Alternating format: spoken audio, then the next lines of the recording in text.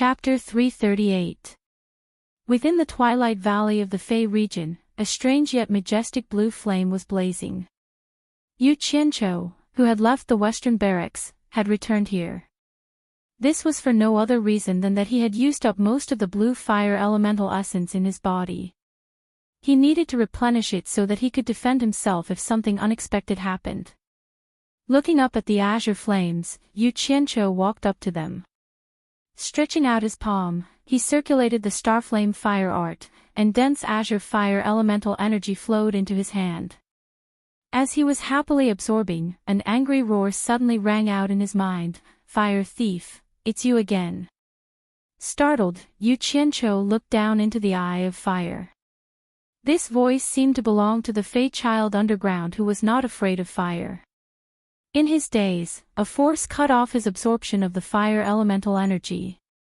Needless to say, it was the little Fey down below. Yu Qianqiu raised an eyebrow and coldly snorted, "Little Fey, I'll let you steal it." Without another word, he bent his body and leaped into the azure flames. His limbs spread out as he floated in the flames. The starflame fire art madly circulated, and the fire elemental energy continuously flowed into his body.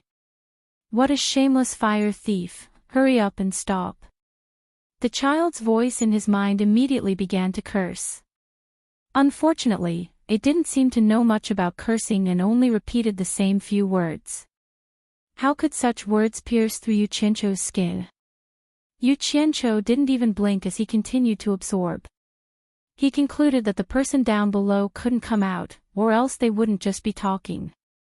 The child's voice seemed to grow weaker and weaker until it was pleading, "Kind fire thief, I beg you, please don't absorb anymore.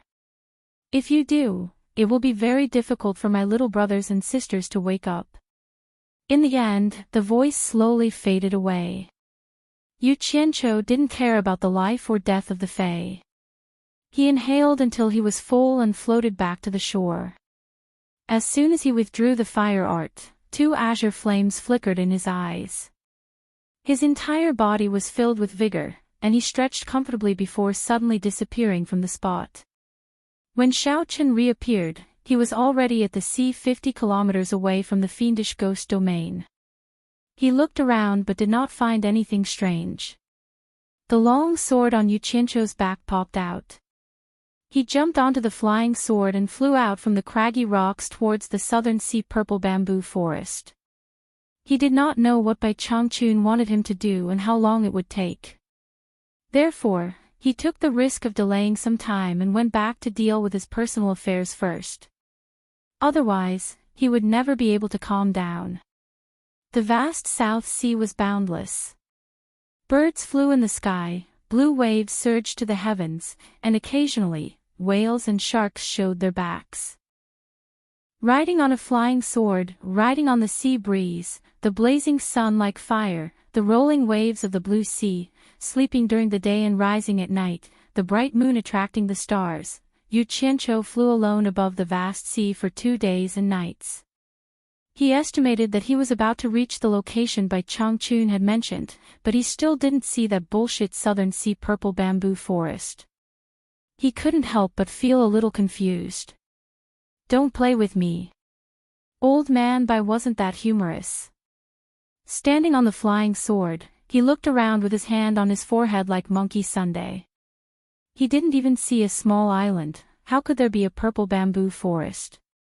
Suddenly, an indistinct white fog in the distance caught his attention. He quickly flew over on his flying sword. When he was in the sky, the vast sea of fog below made his eyes light up. He had stayed on supporting Immortals Island before, and there was a similar island protection formation there. Other than defending against enemies, it also had another function. In the words of his previous life, it was to prevent natural disasters such as typhoons and tsunamis. This was probably the legendary southern sea purple bamboo forest. Damn, I finally found it. It's not fun to go for a ride on the sea for a few days. Yu Qianqiu patted his chest in relief. When he got close to the sea of fog on his flying sword, He circulated his primordial chi and shouted, "May I ask if this is the Southern Sea Purple Bamboo Forest?" His voice rolled into the sea of fog. After a while, there was no response.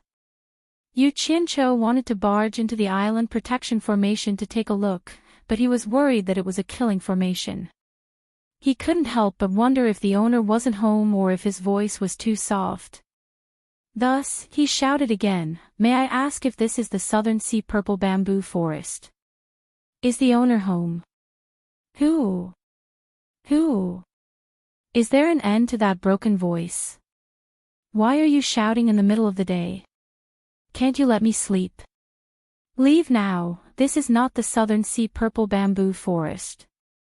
A lazy and impatient voice came from the sea of fog. It didn't sound loud, but it made Yu Qianqiu's ears ring. Yu Qianqiu was shocked. What a high cultivation level. Then, he was stunned again. After all this time, this wasn't the Southern Sea Purple Bamboo Forest. Then where would it be? "Senior, since you live here, you must know the location of the Southern Sea Purple Bamboo Forest. Senior, please give me some pointers." "I will be very grateful," Yu Qianqiu politely said. I don't know. Leave, don't disturb my afternoon nap." Just as the lazy voice finished and Yu Qianqiu was feeling gloomy, a girl's voice came from the sea of fog again. "Mister, why are you looking for the Southern Sea Purple Bamboo Forest? If the reason is reasonable, I can give you a pointer or two." As long as someone knew, Yu Qianqiu's eyes lit up. He cupped his fists and said, "I don't have any reason to look for the Southern Sea Purple Bamboo Forest. I am here under the orders of my master." The woman replied with an "oh" and said, "Who is your master? How do you know about the Southern Sea Purple Bamboo Forest?" Hearing this, normal people didn't know about this place. Yu Qianqiu replied, "My master's surname is Bai. He lives in the demon region Shantian Island." The girl's clear and melodious voice exclaimed, "You're Senior Bai's disciple? What? Elder Bai took in a disciple?" The lazy voice immediately became spirited and said, "Ze, let him in. I want to see what kind of person can make Elder Bai take a liking to him." As soon as the voice finished, the sea of fog churned and a passage was quickly opened up in front of Yu Qianqiu. The girl said, "I didn't know you are Elder Bai's disciple. Please don't take it to heart. Please come in." It seemed like these two were very familiar with Bai Changchun. Were they enemies or friends? After hesitating for a while, Yu Qianqiu still flew in carefully along the passage. After all, if he wanted to know where the Southern Sea Purple Bamboo Forest was, he had to ask these two people. After passing through the passage, the surrounding sea of fog disappeared. It was really similar to the island's protective formation. From the outside, it looked hazy, but from the inside, there was nothing blocking it. Yu Qianqiu put away his flying sword and landed on the ground. A girl in purple was already waiting at the side. Yu Qianqiu only took a glance and was immediately attracted. Her beautiful hair was unrestrained, and her face was beautiful, quiet, and dignified. She had a pair of big eyes that were filled with intelligence, and her skin was fair. Coupled with her purple dress, she seemed to have an extraordinary temperament. A simple purple ribbon was tied around her waist, outlining her graceful figure. It was the first time they met, so it wasn't good to be too lecherous. He had to leave a good impression on the beauty. Yu Qianqiu forced himself to look elsewhere. It was fine if he didn't look, but the moment he looked, his face darkened. There were bamboos all around him, and they were purple bamboos that he had never seen before. He was currently in a purple bamboo sea. If someone said that this wasn't the Southern Sea Purple Bamboo Forest, he wouldn't believe it even if he was beaten to death. He was obviously fooled. Chapter 339. A gust of wind blew, the bamboo sea swayed and rustled. A few purple bamboo leaves swirled and flew between the two of them. The lady in purple saw that Yu Qianqiu didn't look good and seemed to see through his displeasure. She couldn't see through his cultivation, so she bowed and said, "This is the Southern Sea Purple Bamboo Forest. My master is used to being free and unfettered. He doesn't have any taboos when he speaks. If he offended you in any way, I apologize on behalf of my master. I hope you won't take it to heart." With the lady apologizing, Yu Qianqiu's anger was reduced by half. Moreover, this was the purple bamboo forest. That middle-stage demigod must be here. Even if he was angry, he had nowhere to vent. He remembered that Bai Changchun said that Master Nongzhu had a female disciple. This must be the lady in front of him. He shook his head and smiled bitterly. "Since this is the Southern Sea Purple Bamboo Forest, you must be Master Nongzhu's disciple." The one who spoke before was Master Nongzhu. Yes, Elder Bai must have mentioned it. The lady in purple smiled. "My name is Ze. May I know your name?" "Ze." Yu Qianqiu sized her up and said with cupped hands, "Miss is dressed in purple. You are indeed as beautiful as your name suggests." "I am Yu Qianqiu." "You are Yu Qianqiu?" Ze suddenly asked. Yu Qianqiu was startled and said, "Lady Ze, have you heard of me?" Ze shook her head slightly and said, "I think I've heard my master mention this name before, but that person's reputation in the cultivation world isn't that great. He must have the same name as Mr. Why would Elder Bai accept such a notorious person as a disciple?" She then raised her hand to lead the way and said, "My master is at the Zhu Lang Paradise, please follow me, Mr." She then walked gracefully and led the way. Yu Qianqiu followed behind with a face full of suspicion. He thought to himself, "Is there anyone else called Yu Qianqiu in the cultivation world other than me? F***ck. How could such an eccentric name have the same name and a bad reputation? No, if I have the chance, I must get rid of this person, lest he ruin my reputation, especially in front of a beauty." Within the bamboo forest, there was a 1-meter wide path that seemed to be paved with cobblestones.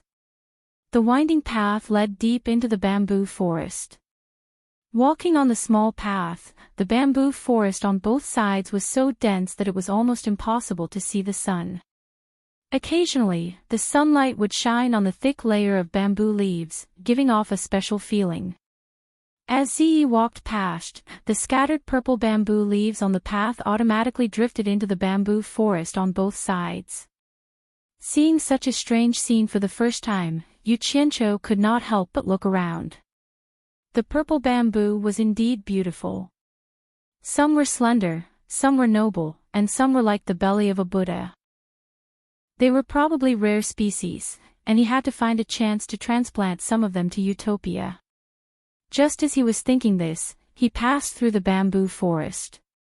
Suddenly, a courtyard appeared in the depths of the bamboo forest. It was purple in color, and was made from purple bamboo. Several houses were connected to each other, and there were even a few bamboo pavilions in between. The layout was very elegant.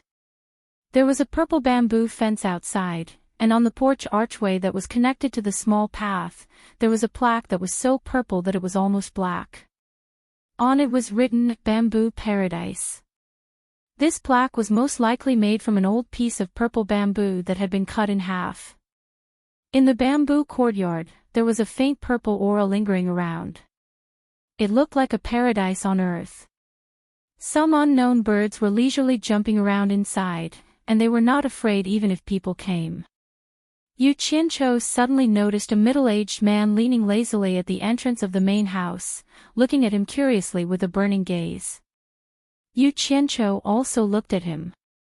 His first impression could only be described with one word, and that was handsome. Although he looked middle-aged, he was definitely a handsome man. He was tall, neither fat nor thin, just right. He was dressed like a scholar, and there was a purplish-black bamboo flute hanging on his waist. His hair was tied up on top of his head, and his hair was black and shiny. His starry eyes were bright, and his sword-like eyebrows made him look even more heroic. The bridge of his nose was tall and straight, and his cheeks were thin. His slightly thin lips formed a slight smile, and there were 2 dimples on both sides of his cheeks. His face showed a sense of vicissitudes, and it was a pity that it was destroyed by the laziness that he emitted. However, there was no doubt about the special charm of this kind of man. In addition to his outstanding appearance, he was definitely a handsome man. He was a super handsome man, and not a beautiful man. He was the kind of man that even men had to admit was handsome. Yu Qianqiu felt a wave of sadness in his heart. There was actually such a handsome man in this world. How could other men live? This kind of man was a scourge if he went out. He was the kind that specialized in scourging women and young girls. Women would probably fall in love with him once they saw him. A scourge. A big scourge. However, his cultivation was so high that it was frightening. It really made one speechless. Zi raised her hand and pointed, "This is my master." Yu Qianqiu took 2 steps forward and bowed respectfully. Junior Yu Qianqiu greets Mr. Nongzhu. Don't be so polite. Nongzhu waved her hand casually, and her face released a charming lazy smile. However, the smile froze immediately. She was stunned and asked, "What did you say your name was?" Yu Qianqiu scratched his head and bowed again. "My name is Yu Qianqiu." "Your name is Yu Qianqiu?" Nongzhu's eyes lit up. She left the door frame and walked a few steps down. She circled around Yu Qianqiu and asked, "There is also a man named Yu Qianqiu in the cultivation world?" Yu Qianqiu betrayed his master twice and made a lot of noise in the cultivation world. It is said that he also practiced a set of fire spells. It can be said that he is quite famous, and the cultivation world calls him the scum of the cultivation world. I have secretly looked for him several times, but he is so elusive that even I have not seen him. Do you know him?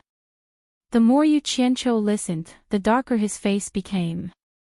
It turned out that the Yu Qianqiu with a bad reputation that Zi mentioned was him, and the person that he wanted to find a chance to get rid of was also him. Damn it! Could it be that my reputation is really so bad that it spread all the way here? Yu Qianqiu's face twitched a little and replied, "I am afraid that the Yu Qianqiu that you mentioned is me." "You are Yu Qianqiu?" Zi shouted in surprise. When she looked at Yu Qianqiu again, the expression on her face seemed to be a little disdainful. Yu Qianqiu was speechless. It seemed that he had repeated his name several times. Why did it sound a little strange? Does it look like it? Nongzhu shook her head and looked at him carefully. She said, "You don't look like the legendary scum of the cultivation world. What's more, Old Bai is used to being serious. It is impossible for him to accept that Yu Qianqiu as his disciple. What evidence do you have to prove that you are Yu Qianqiu?" Yu Qianqiu's neck thickened. Then he became discouraged and said dejectedly, "I don't know how to prove it. Is it that important whether I am Yu Qianqiu or not?" Of course it is important. Yu Qianqiu, whom I have been looking for everywhere, has come to me voluntarily. Of course, I have to verify your authenticity. Nongzhu pinched her chin and said, "I have a few questions to test you. If you pass, you can prove that you are Yu Qianqiu." Yu Qianqiu felt dizzy. How could he meet such a person? He looked like a decent person. Was there something wrong with his brain? He wanted to find a place to bang his head against the wall. Nongzhu said seriously, "Let me ask you, which teacher is Old Man Bai?" "The third," Yu Qianqiu replied weakly. Zi frowned, and her gaze towards Yu Qianqiu was filled with disgust. "Yes, that's the right answer." Nongzhu nodded and asked, "Which sect did you join first?" "On Guangcong." "Well, that's right." "Which sect did you join second?" "Fuxian Island." "Well, not bad. After you joined the second sect, did you do anything wrong to the first sect?" "No." "Well, that's not right. Didn't you kill the grandson of the first sect leader? I did. You didn't kill the grandson of the first sect leader? I did. That's right. The first sect leader was also killed by you, right? It said that there were a bunch of other sect members. I did. TSK. He abandoned his own sect to join another sect, and then turned around and killed his former fellow sect members. He even killed the previous sect leader. Don't tell me that doing this is not letting down his original sect. Yu Qianqiu was speechless. It was Ong Guangceng who did wrong to him first. He never felt that there was anything wrong with what he did. But when this guy asked him, even he felt that he had done something disgraceful, let alone in the eyes of others. Forget it. I don't have anything in common with this psychopath, and there's no need to explain. He shook his head and said, no. Ze frowned again. She didn't even look at Yu Qianqiu. Nongzhu's eyes lit up. He nodded and said, now I believe that you are the scum of the cultivation world. The truth is right in front of you, but you still dare to lie. You are indeed the scum of the cultivation world. Wait a minute. He suddenly asked in confusion, didn't you tell Old Bai about what you did? Otherwise, how could he accept you as a disciple? Yu Qianqiu wanted to catch this guy and beat him up. But if he did, he would definitely be beaten up. So he gritted his teeth and said, I have told my master about all these things. I didn't hide it from him. That's strange. Did Old Bai change his mind? Nongzhu asked curiously. He thought for a while and shook his head. He probably didn't understand. Then he said, I heard that you have practiced a powerful fire spell. Can you show it to me? It's the best way to prove that you are Yu Qianqiu. Yu Qianqiu couldn't stand it anymore. Even if his cultivation was high, he didn't have to torture him like this. He took a deep breath and said word by word in a deep voice, Mr. Nongzhu, what do you want? Did I offend you in some way? Humph. Ze snorted, this is not Shantian Island. No one will be polite to you. Show it to me. Don't make yourself unhappy. It's okay. It's okay. Ze, don't talk nonsense. Nongzhu tried to smooth things over. Yu Qianqiu, I don't mean anything. I just heard that you used the fire spell when you were in the core bearing stage and scared away a cultivator in the crossing calamity stage. I'm really curious. I want to see what's so special about your fire spell. I really don't mean anything else. Why don't you show it to me? He had to lower his head when he was under someone else's roof. Yu Qianqiu's face turned livid. He said indifferently, yes, sir. As soon as he finished speaking, he emitted a wang sound, and his entire body emitted a green flame, dyeing the surroundings into a green color. Chapter 340. The sudden appearance of the green light immediately frightened the birds in the courtyard and caused them to scatter in all directions. Yu Qianqiu silently stood in the middle of the fire with his sword behind his back, allowing the green flames around him to wantonly spew out. He himself was like the source of the burning fire, like a dream or an illusion. This scene seemed a bit unreal. Nongzhu and Ze were shocked at first, but then they realized something was wrong. The fire on Yu Qianqiu looked strange and fierce, but they could not feel any warmth. After a moment of silence, Ze said coldly, what overbearing fire spell? It looks weak. I think it's just an illusion. Yu Qianqiu turned his head slowly, and his emotionless eyes met Ze's. Ze's heart skipped a beat. His eyes were so cold. She didn't know that Yu Qianqiu felt that he had been humiliated time and time again, and that he had already reached the critical point of exploding. He really wanted to let her know whether his stellar flame fire technique was just an empty shell. He was so angry that he needed to let it out. Hey, I heard that the fire you use with your fire art is red. Why is it green? Nongzhu frowned and said, Yu Qianqiu, did you not use your most powerful fire spell? Don't hide it. Show me what you're good at, I want to see that. The green fire was stirred. Yu Qianqiu said slowly, it's not that I want to hide it, but I'm afraid that if I use it, your purple bamboo forest will be destroyed. Oh. Nongzhu looked around the purple bamboo forest, and then looked at Yu Qianqiu seriously. She suddenly said strangely, hee hee. Strange, I can't see through your cultivation. You can't be more powerful than me, can you? He just noticed it now. Ziyi snorted, his cultivation can't be higher than Master's. Master, I was right. He's good at using illusion. Ziyi, don't talk nonsense. The world is big, and there are many extraordinary people.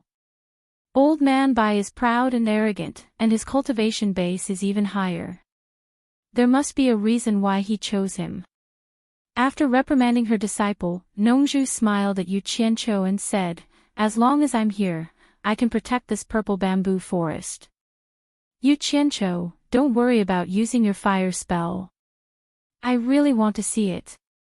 As a cultivator at the middle stage of Huashan, her words were full of confidence. Yu Qianqiu nodded his head slightly, indicating that he would obey the order. He thought to himself, I must burn this entire purple bamboo forest today, or else I will never be able to vent my anger. Seeing that Yu Qianqiu agreed, Nongzhu's eyes brightened. She retreated with Ziyi and watched Yu Qianqiu's actions. Yu Qianqiu didn't do much. He simply clenched his fists, his knuckles cracking, and he exhaled. However, the azure flames on the surface of his body began to fluctuate restlessly. A wave of scorching heat suddenly spread out. Yu Qianqiu did not say anything and rapidly pushed the temperature to the highest. Today, he vowed to let this master and disciple know how powerful he was. Starting from his feet, the ground was scorched black, and it continued to expand. The sudden appearance and rapid change of the temperature caused Nongzhu's pupils to constrict. As if remembering something, she exclaimed, Twilight Valley's blue flame, it's blue flame. No, it's even more tyrannical than the blue flame. It seemed that he also knew about the demon ghost realm's blue flame. The moment such tyrannical heat appeared, the first to bear the brunt of it were naturally Nongzhu and Ziyi. Ziyi quickly circulated her energy to resist, and a ring of light rapidly formed around her. This was her stellar energy barrier. Normally, for a stellar energy barrier to appear in the form of a ring of light signified that the person's cultivation had reached the final stages of the tribulation. However, the blue flame's heat was far too tyrannical, and Yu Qianqiu was deliberately giving them a hard time. One could easily imagine just how terrifying the temperature was. Ziyi's serene face revealed an expression of fear. Her stellar energy barrier wavered as if it was about to be destroyed by the invisible heat, but she continued to use all her cultivation and clench her teeth to resist. Nongzhu immediately realized that something was wrong with her disciple and harshly yelled, Ziyi, quickly retreat. This flame is not something you can endure with your cultivation. Ziyi glanced at Yu Qianqiu with a complicated expression. Biting her lips, she obeyed her master's orders and teleported far away into the purple bamboo forest. All of this happened in the blink of an eye. Brat, it seems that you really do want to burn down my purple bamboo forest. Fine, let me have a taste of your starflame fire art. Nongzhu said in high spirits, and her face was full of excitement. It seemed that she was the kind of person who had been lonely for a long time and was looking for a fight. However, it seemed a little too much for a middle stage of Huashan realm cultivator to fight an early stage of Yuanying realm cultivator. The purple-black flute on Nongzhu's waist appeared in her hand. She held it horizontally to her lips, and her slender fingers quickly flicked and pressed down, creating a series of finger shadows. Li. The clear sound of the flute was like the sound of nature. Just listening to the sound, it seemed to be refreshing. The blue flame on Yu Qianzhou's body fluctuated along with the sound of the flute, but with a cold hum, the fire of the blue flame suddenly increased. The spreading blackness on the ground bypassed Nongzhu and quickly attacked the surrounding buildings. Just now, he used the high temperature to force Ce to retreat, but the high temperature that he controlled could not get close to Nongzhu. Therefore, he controlled the strong heat to attack the surroundings and no longer fought against Nongzhu. He wanted to see how Nongzhu could protect the purple bamboo forest. Nongzhu, who was playing the flute, showed a faint smile on her face. The sound of the flute suddenly changed and became melodious. Yu Qianzhou, who was surrounded by the blue flame, slightly squinted his eyes. He saw that the sound of the flute in Nongzhu's hand actually spread out in a kind of almost tangible sound wave. It could be seen with the naked eye, and quickly formed a transparent ball in a certain range, blocking the invasion of the high temperature to the buildings and wrapping the two people in it. Yu Qianzhou tried his best to drive the flute, but the strong heat that used to be invincible in the past could not break the sound barrier. Don't steam the steamed buns, fight for your dignity. Yu Qianzhou clenched his fists and made a cracking sound. He straightened his chest and waved his arms, saying, "Aw." Boom, the blue flames suddenly burst out. He no longer fought against Nongzhu with the high temperature, but wanted to directly break the sound barrier with the fierce blue flame.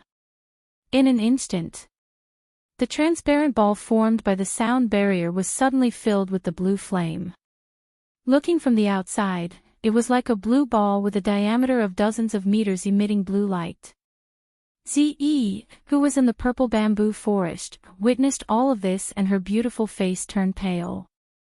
The high temperature just now still made her feel a lingering fear.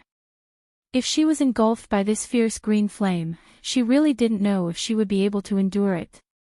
In fact, her concern was unnecessary. If she really fought with Yu Qianzhou, with Yu Qianzhou's cultivation, it would be very difficult for him to hurt her, no matter how strong the blue flame was. She couldn't just stand there and let Yu Qianzhou burn her with fire. The strong blue flame could not break the sound barrier. On the contrary, Nongzhu was still playing the flute with a smile on her face. When the flame was 1 meter away from him, it was difficult for it to move an inch. Yu Qianzhou knew that he was already giving it his all. He couldn't help but bitterly smile in his heart.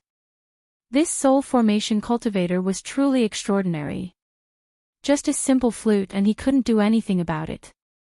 If the other party were to retaliate, Nongzhu really started to fight back. The sound of the flute suddenly became rapid, and Yu Qianzhou immediately felt a strong pressure coming from all directions. The sound barrier ball wrapped in the blue flame was shrinking slowly. It seemed that Nongzhu was going to send the blue flame back to where it came from. Yu Qianzhou wanted to fight back, but he immediately felt that the blood in his body was swelling, and his ears were buzzing.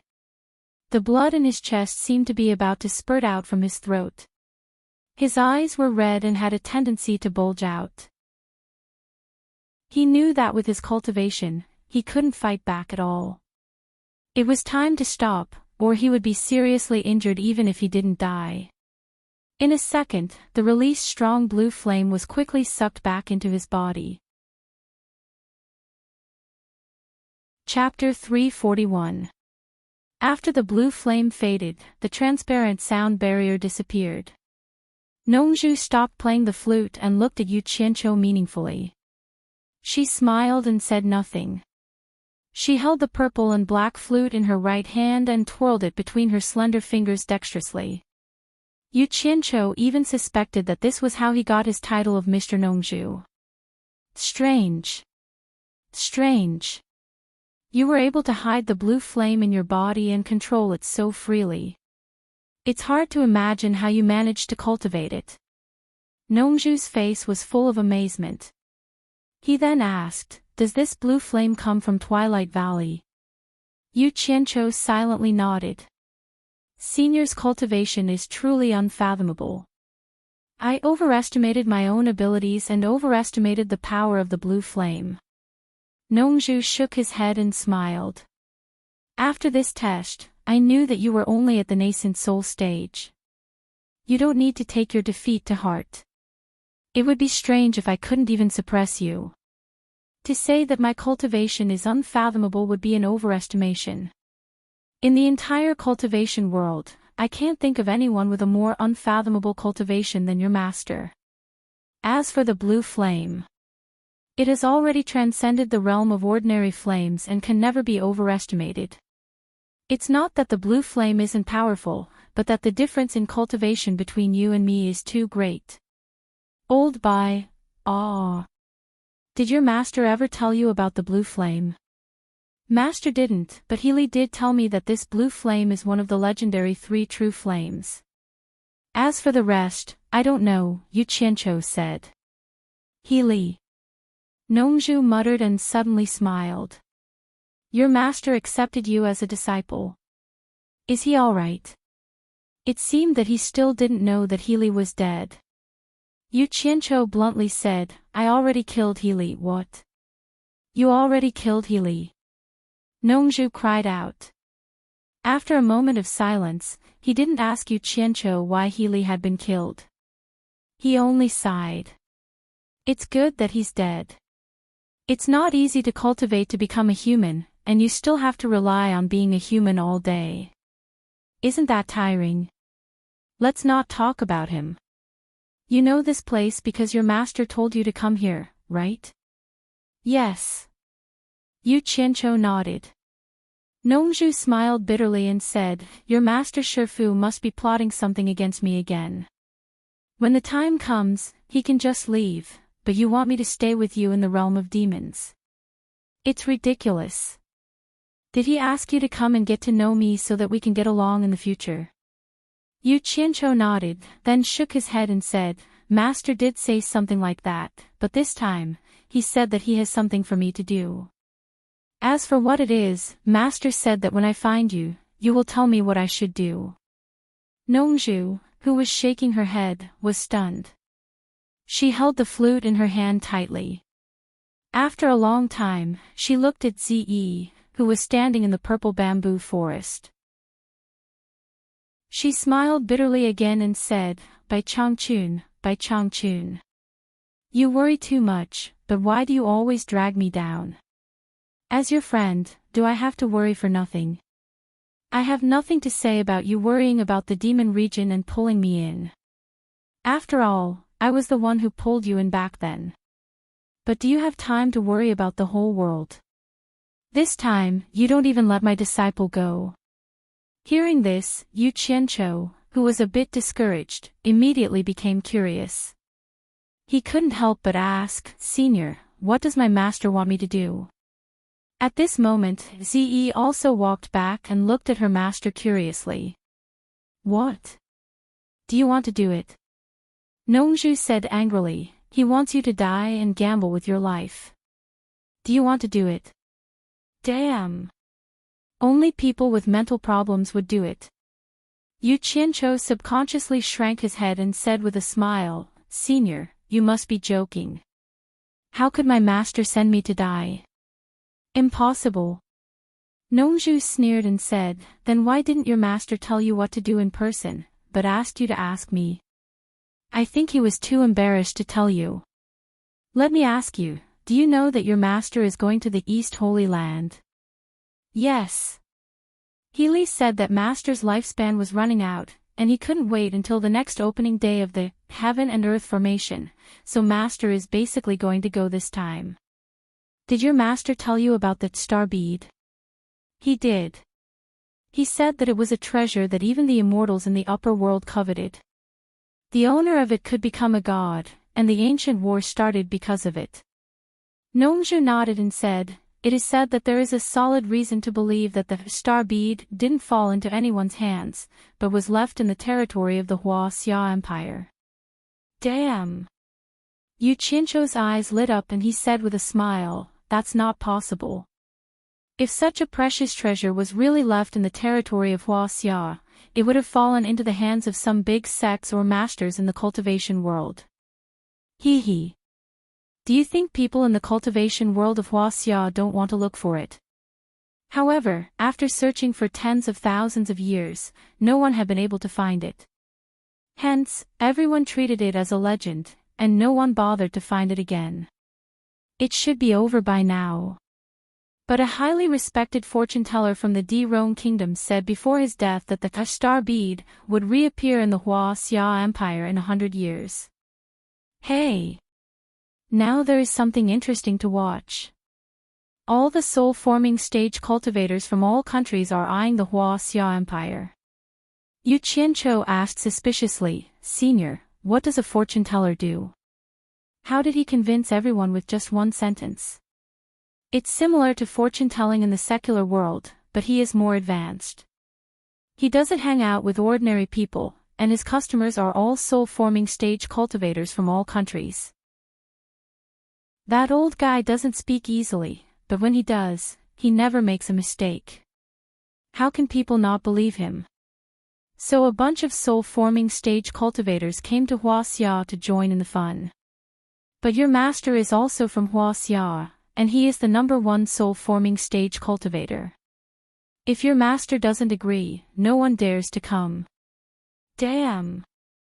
That old guy is really awesome. It's an honor to be his apprentice. Yu Qianqiu blinked and asked, "What happened then?" Then the news that your master is going to the Eastern Holy Land in a few years got out. A bunch of people were prepared to wait for your master to leave before coming. But your master didn't want it. He took the initiative to send out invitations, inviting all the soul-forming stage cultivators to gather in the Eastern Sea. I was the one who sent the invitations. Your master has a lot of face, so no one dared to not go. Even I went. In the end, your master is awesome.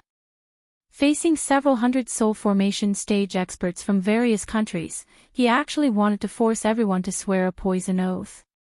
The general meaning was that under the situation where he went to the Holy East Land and whether he was alive or dead, the soul formation stage experts present were not allowed to personally participate in this matter and were not allowed to personally visit the Chinese cultivation world.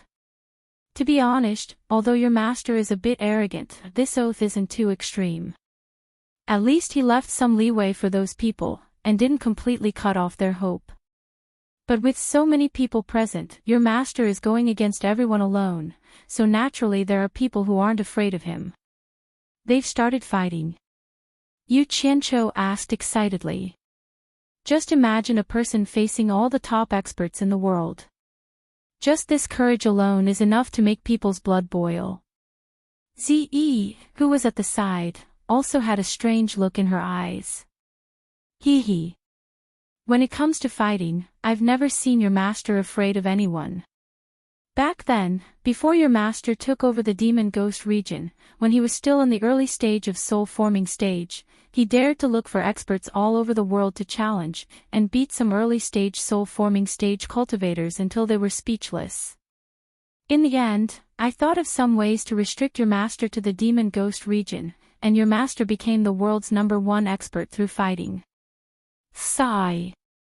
In the sky above the Eastern Sea, Old Man Bai immediately killed 3 people because of a disagreement. What a good temper. Zi suddenly asked, "Master, what were the cultivation levels of the 3 soul-forming stage cultivators that Old Man Bai killed? Do ordinary early-stage soul-forming stage cultivators have the guts to do that?" Nongzhu asked in reply, and continued with a bitter smile, "Later, some soul-forming stage cultivators thought your master was too arrogant, so 16 soul-forming stage cultivators joined forces to fight your master, including 2 early-stage soul-forming stage cultivators." Wow! In that battle, I finally understood what it meant to be the #1 expert in the world. With a flip of his hand, he could summon clouds and rain. With a flip of his hand, he could control ice, wind, fire, and water. He could move mountains and drain seas. Even the thunderbolts in the sky were casually turned into heavenly swords by him. It was as if there was nothing in this world that he couldn't borrow. He killed all 16 deity transformation cultivators. Even now, when I think of that scene, my heart still palpitates with fear. In the end, the rest of them didn't dare to cause trouble, and were all forced to swear an oath. Tell me, is your master still human? With such a terrifying cultivation level, how could he still stay in the cultivation world and not ascend to immortality? Chapter 342. Ziyi's eyes became confused when she heard these shocking words. She seemed to be imagining the scene of the fierce battle. Yu Qianzhou was shocked and excited, but he didn't think it was strange. Bai Changchun once told him that he had even killed immortals in the upper world, so it was normal for him to have no opponents in the cultivation world. Although those people were forced to make a poison oath, they didn't give up. The poison oath said that they couldn't intervene in person, but it didn't say that they couldn't let others intervene on their behalf. Therefore, the masters of the soul formation stage from various countries sent their disciples or subordinates to Huaxia. However, in the eyes of the Huaxia cultivation world, they were the orthodox cultivation world, and everyone was responsible for defending and protecting their own land. A group of foreign cultivators had no choice but to join forces to gain a foothold in the Huaxia cultivation world. So they found the father and son of the Yan family, who were attacked by the righteous and evil sects. The father and son of the Yan family were in danger, so they were happy to have help from a group of strong cultivators. As Nongzhu spoke, she suddenly said with a teasing smile, "Yu Qianzhou, I heard that the father and son of the Yan clan were forced into a corner by you. That's why they became enemies with the righteous and demonic Dao." Ziyi looked at him curiously and wondered why it had anything to do with him. Yu Qianzhou was thinking about what the enchantress of Allure said a few days ago. It turned out that there was a reason behind those people's arrival. But after hearing Nongzhu's words, his face suddenly became serious and he denied flatly, "Slander, this is pure slander. In fact, the father and son of the Yan family have been enemies with the righteous and evil sects for a long time. I'm just too upright, and I really can't stand such despicable behavior, so I revealed the truth." Nongzhu smiled and said, "I don't know whether you're upright or not. Anyway, I only know that many cultivators call you the scum of the cultivation world. I guess that once you showed up, many defenders wanted to kill you, especially the Daluo sect. I heard that you killed the son of the head of their sect. Alas! The Daluo sect was probably going crazy at that time. It could be said that they were humiliated by you, so they sent a large number of people and almost turned the Huaxia cultivation world upside down. But even I didn't expect that you would hide in the demon ghost region and become old Bai's disciple. Who would have thought that? No wonder I couldn't find you anywhere." Although Ziyi rarely interfered with the matters of the outside world of cultivation, she still knew about some of the higher-ranked sections. This fellow in front of her actually dared to kill the son of the Daluo sect master, which was ranked second in the righteous Dao. Yu Qianzhou's expression is a little unnatural, but he still quibbles, "These are all rumors, it's not worth believing." "Haha." Nongzhu shook her head and laughed, "Look at this. The cultivators from the other countries were forced to go because of your master, and the Yan father and son were forced into a corner by you. Now that these two groups of people are together, an old man Bai has become your master and disciple, this mess. I just realized that you two master and disciple are really a perfect match, both of you are extremely daring people." Sigh. Where there is a cause, there is an effect. But what does that have to do with me? You two master and disciple should solve the problem yourselves. What right does old man Bai have to drag me into this? This is outrageous. Master, what does old man Bai want you to do? Ziyi asked. Nongzhu frowned and said, "The cultivation world of Huaxia is undoubtedly the most powerful country in the entire cultivation world. Although the other countries are not as powerful as Huaxia individually, if they unite, they will definitely be more powerful than Huaxia. Usually, these hundreds of countries can't unite, but the temptation of the star bead is too great, and Huaxia is too xenophobic, so they have no choice but to unite. This time, those who came to meet with the Yen father and son are only the vanguard. Once the war starts, strong reinforcements from other countries will come continuously.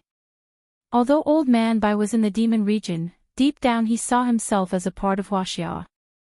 However, when he forced everyone to swear an oath in the East Sea, he had also said that he would not interfere in this matter personally, or the oath would be voided. Now, what was originally a matter between soul-forming stage cultivators has become a matter of the whole cultivation world. Sigh. Because of Old Man Bai, the whole cultivation world is going to be in chaos, and the cultivation world of Huaxia has become the target of public criticism. It's in a precarious situation. The three of them had their own thoughts. After a long time, Ziyi suddenly asked, "Master, did you take the oath at that time?" Hearing this, Nongzhu's face showed a trace of pride, and she said, "Based on my relationship with Old Man Bai, he won't make things difficult for me." Ziyi, don't get the wrong idea. It's not because I didn't take the oath, but because he wants me to solve this problem. Even if he wants me to do that, I won't do it. Once I do that, I will become the enemy of all the soul-forming stage cultivators in the world.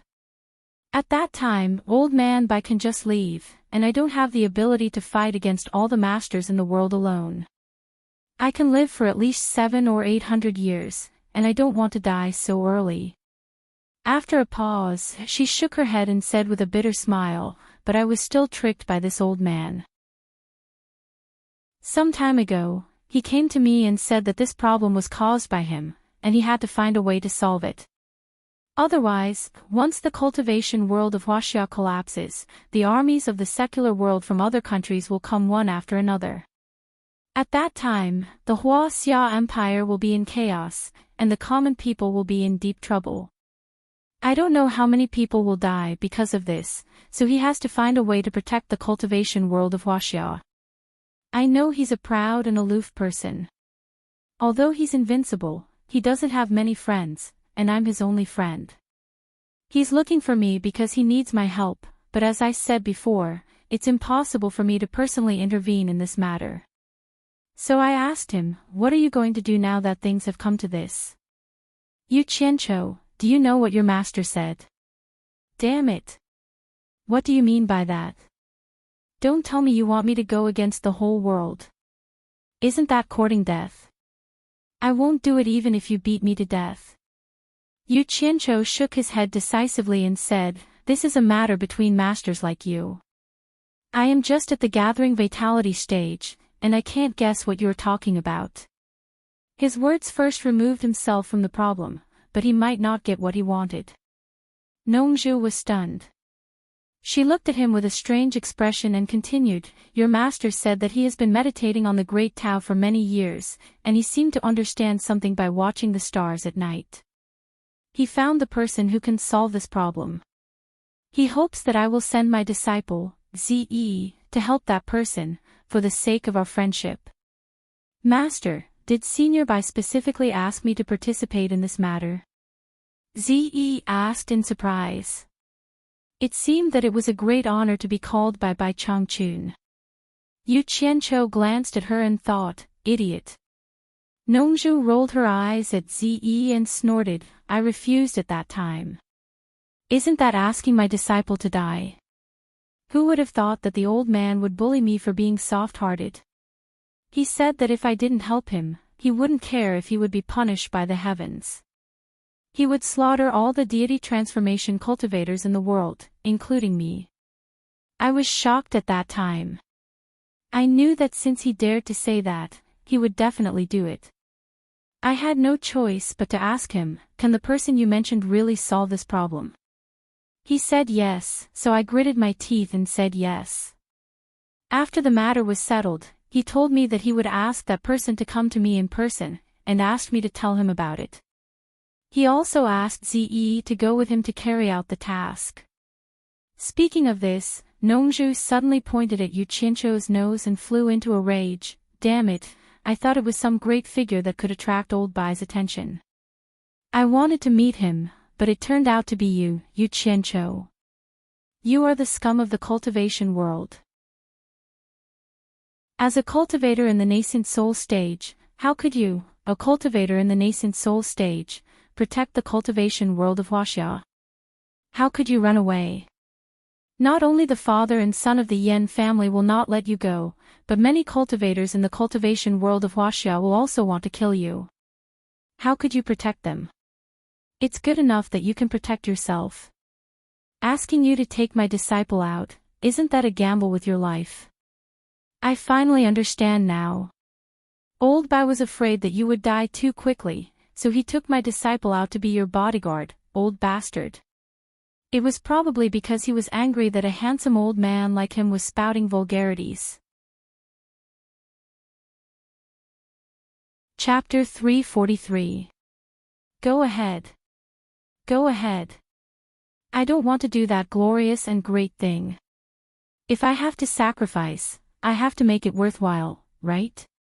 Do you want me to shed my blood for the world? I have nothing better to do. What does the world have to do with me? Who would do something without benefits?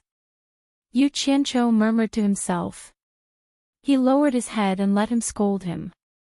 However, there was one thing that he also understood. It seemed that this guy knew who he was the moment he heard his name. He was beating around the bush to tease him. In Ziyi's strange eyes, Nongzhu seemed to find that she had lost the demeanor of a master. She said to Yu Qianqiu embarrassedly, "Tell me what you think.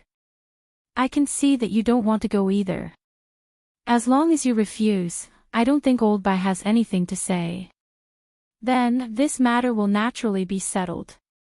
Forget it. You don't dare to stand up for me. Do you think I'm an idiot? Old Bai is like a butcher when he gets angry. I'm just a promising young man. I can't even stand a chance against him." Yu Qianqiu coughed and sternly said, "Since it's an order from my master, how can I not obey as his disciple? I can't do such a thing. Yu Qianqiu is willing to sacrifice my life to relieve master's worries, even if I die 10,000 times." His expression showed that he was resolute to die. His righteous words made Ziyi's disdainful look disappear. A woman's heart was like a needle at the bottom of the ocean.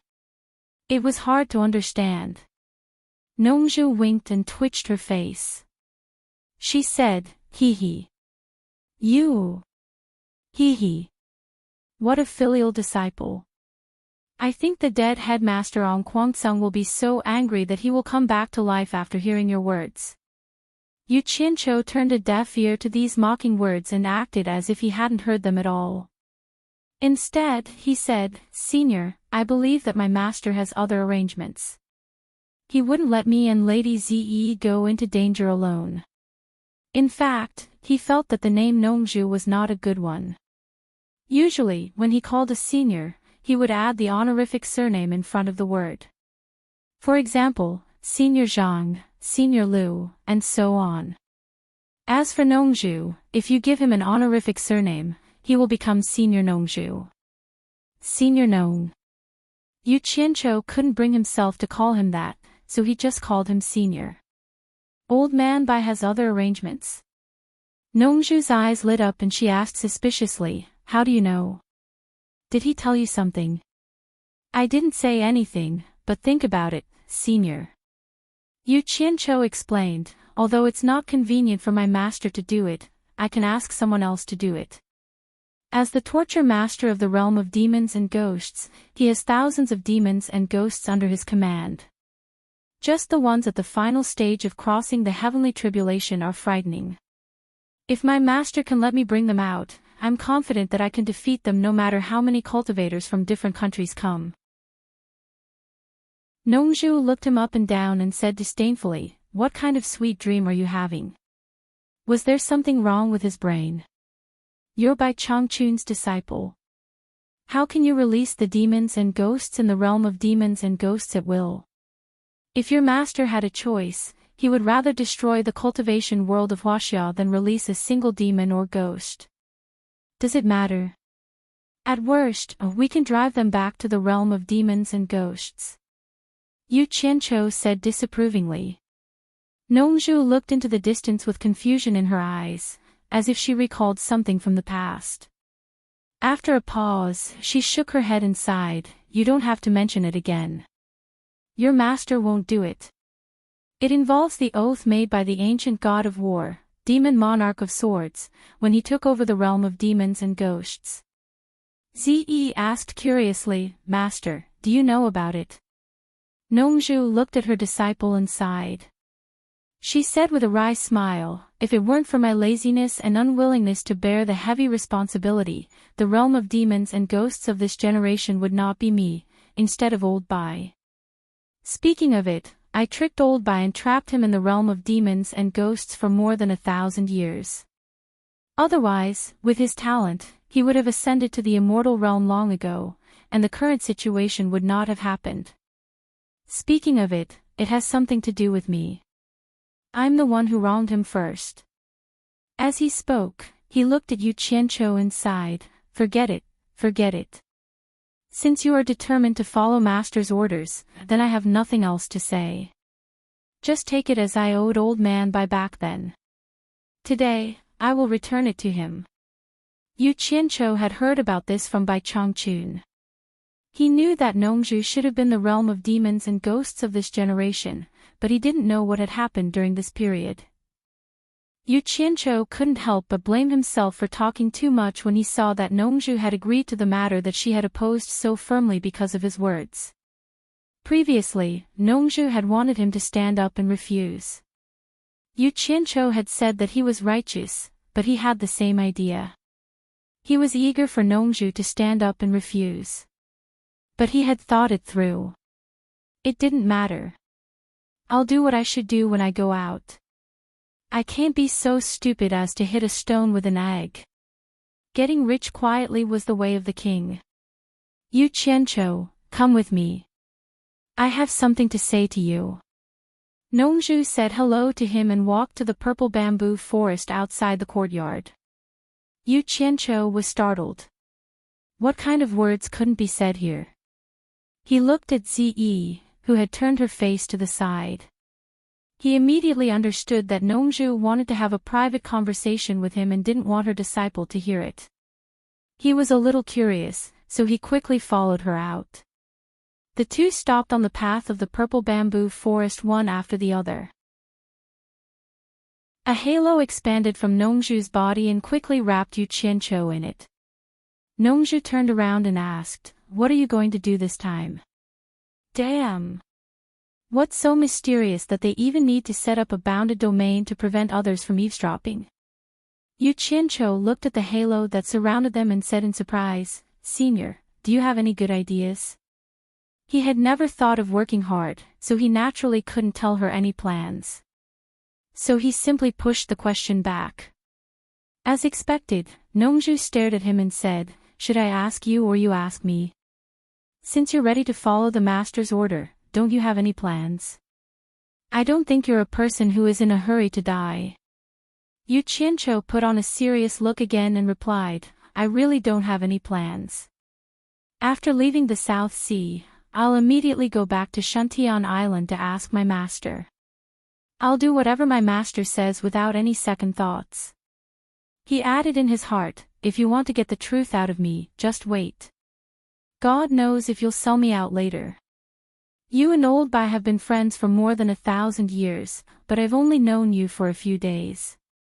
Less than a day. Yu Qianqiu, don't play this game with me. In terms of cultivation, I'm not as good as your master, but in terms of judgment. Haha. I'm not in the mood to cultivate. I've wandered in the secular world for 1,000 years, and I've seen all kinds of people. I can tell at a glance that you're not a good person. I'm afraid you're thinking in your heart that you'll do whatever you want to do when you go out. You're still trying to hide it from me." Nongzhu really saw through his thoughts at a glance. But so what if she saw through it? Yu Qianqiu was also a rogue in his previous life, so he was thick-skinned. What's more, even if others could guess what he was thinking, there was no evidence. Yu Qianqiu waved his hands and said, "No, no. You've wronged me. I'll never have that kind of thought even if you beat me to death. I've never had that kind of thought. Really, I've never had that kind of thought from the beginning to the end. He was very sincere. Oh. You really haven't. Nongju looked at him seriously and sneered, then swear to me now. If you've ever had such a thought, curse yourself to die a horrible death as soon as you leave the South Sea purple bamboo forest, swear now. Swear to your grandma. Yu Qianqiu cursed in his heart. How could he swear to her? Cultivator's swears would come true. Although he had never seen anyone do it, everyone said so. Who would dare to joke with their lives? Yu Qianqiu smiled awkwardly. You're being suspicious. I'm open-minded, so I don't need to swear. Open-minded my ass. Nongju immediately gave Yu Qianqiu a burst chestnut with her flute. Her cultivation was high and her attack was fast.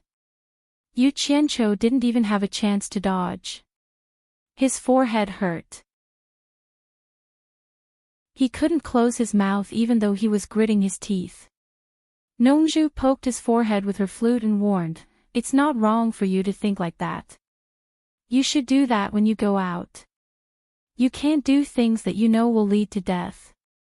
If you want to save the world, you have to protect your own life first. Otherwise, how can you save the world? Do you understand what I mean?" Oh. Yu Qianqiu covered his forehead and suddenly understood, but he still didn't want to leave any evidence in his words. He nodded repeatedly and said, "I won't forget your words. I will try my best to understand them." Nongju looked at him and kept shaking her head. She clicked her tongue and said, "It seems that I didn't misjudge you. You're really not a good guy. That's good. I'll be relieved to hand Ze over to you." Then she changed the topic and smiled sinisterly. "Ze can protect you when she goes out with you, but you can't let her be in danger. That girl is stubborn and easily stubborn. I warn you, even if you have to die, you have to die in front of her. Otherwise, I will find you and turn you into ashes even if you have to go to heaven or hell. There's one thing I won't hide from you. Ze is my disciple, but she is actually my daughter. Your master also knows this. You'd better be smart when you encounter something outside." Ah. Yu Qianqiu was stunned and said in surprise, Who will protect who? That's for you to think about. Don't ask me." Nongju didn't care so much. She took the halo back into her body and gave him a fierce look. Then she walked straight back to Ze and told her something. Chapter 344. I told you to listen to him and protect his safety, but you still have to put your own safety first. If it's too dangerous, with the transfiguration transposition art that I taught you, it shouldn't be a problem for you to escape alone. Bastard! Bastard! As soon as Yu Qianqiu walked over, he heard Nongju teaching her disciple like this. It was obvious that she was telling her disciple to leave him behind and escape alone when she was in danger. Unfortunately, he had to lower his head under the eaves. Most importantly, he couldn't defeat her, and even her surname was Nongju. Yu Qianqiu stood aside obediently.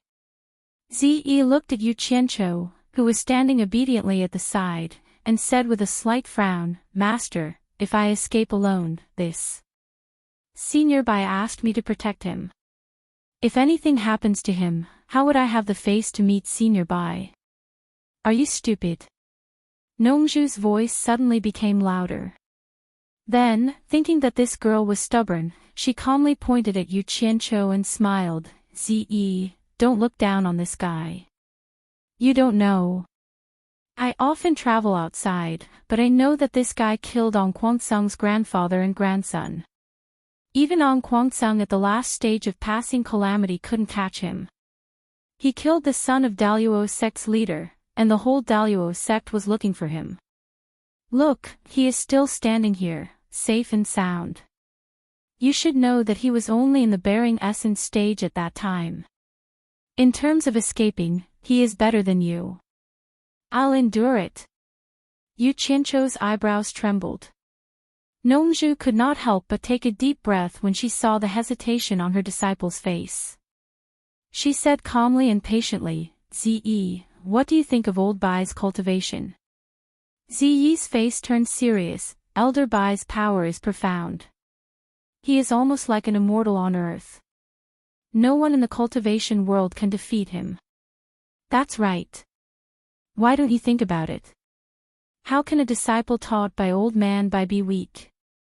If he really doesn't have any ability, why would old man Bai entrust such an important task to him? What's more, you've seen his fire spell. Although your cultivation is at the end of the crossing heavens test, do you think you can catch him? Nongzhu sighed, to be honest, I'm not worried about him, but you. If something happens to you, Master will be the only one left in the southern sea purple bamboo forest.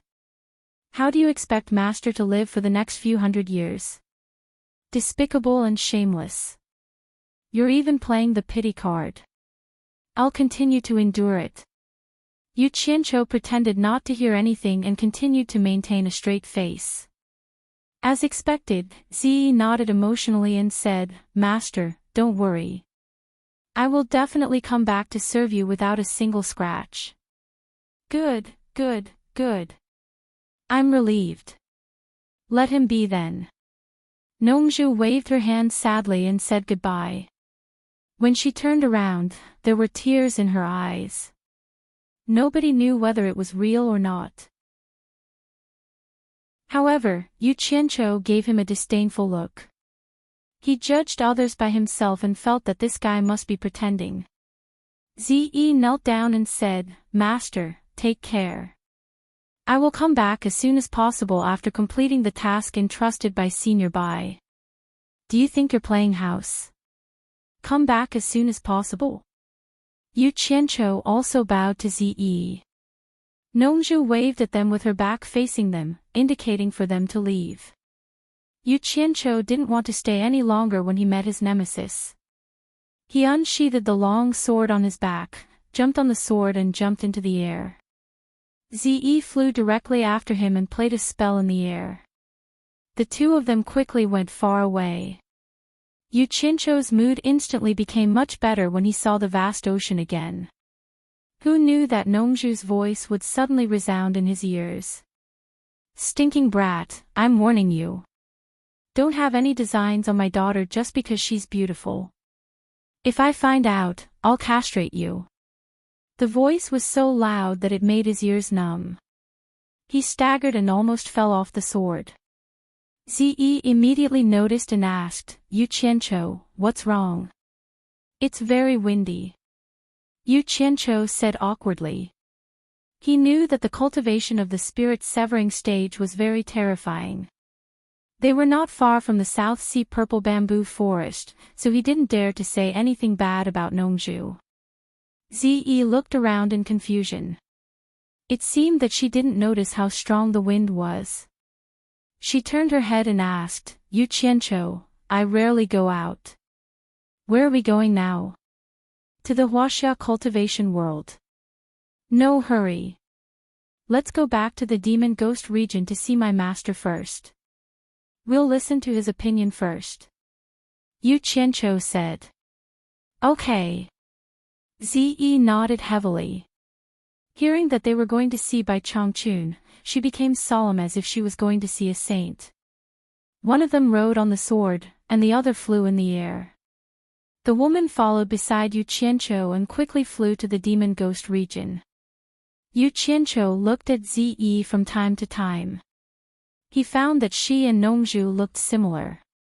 However, it seemed that Ziyi didn't know that Nongzhu was her father. Otherwise, Nongzhu wouldn't have been so sneaky. There might be a big story behind it. They flew over the sea.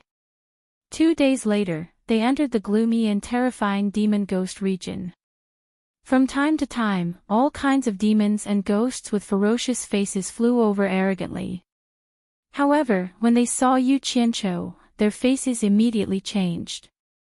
They all flashed to the side with their hands down and lowered their heads. Yu Qianqiu was expressionless. He just flew forward as if he didn't see them. Ziyi looked at Yu Qianqiu in surprise from time to time. She didn't expect him to be so powerful in the demon ghost region. On the 1,000-mile lake, once they arrived at Obedient Island, the two of them landed immediately. Lady Mu walked over and called out, "Mr." Her gaze then shifted to Ziyi, and she bowed slightly in greeting. Yu Qianqiu asked, "Is my master here?" Miss Mu nodded with a smile. They immediately walked to the center of the island. Ziyi looked back at Miss Mu and asked curiously, "Who is she? Why haven't I seen her before?" Obviously, it wasn't the first time she came to the Qinli Island. Yu Qianqiu replied casually, "I'm new here." Bai Changchun was still sitting with his eyes closed. Ziyi stood at the door obediently. Yu Qianqiu came in and bowed, "Master, I'm back." Bai Changchun slowly opened his eyes and stared at Yu Qianqiu with a sharp gaze. Yu Qianqiu felt a little uneasy as he stared at him. Bai Changchun said, "Nongzhu has told you everything that happened, right?" "Yes." Yu Qianqiu said respectfully. Bai Changchun asked again, "Are you willing to do this?" F***ck. Do I dare to refuse in front of you? Yu Qianqiu said, "I'll follow your arrangements." Bai Changchun nodded and said to the door, "Ziyi, are you willing to help him?" Ziyi quickly came in respectfully and bowed, "Greetings, senior." Ziyi is willing. Then I won't say much. Yu Qianqiu has a lot of experience in the cultivation world. I'll have to trouble you to help him for the time being. Ziyi will obey senior's orders. You can go now.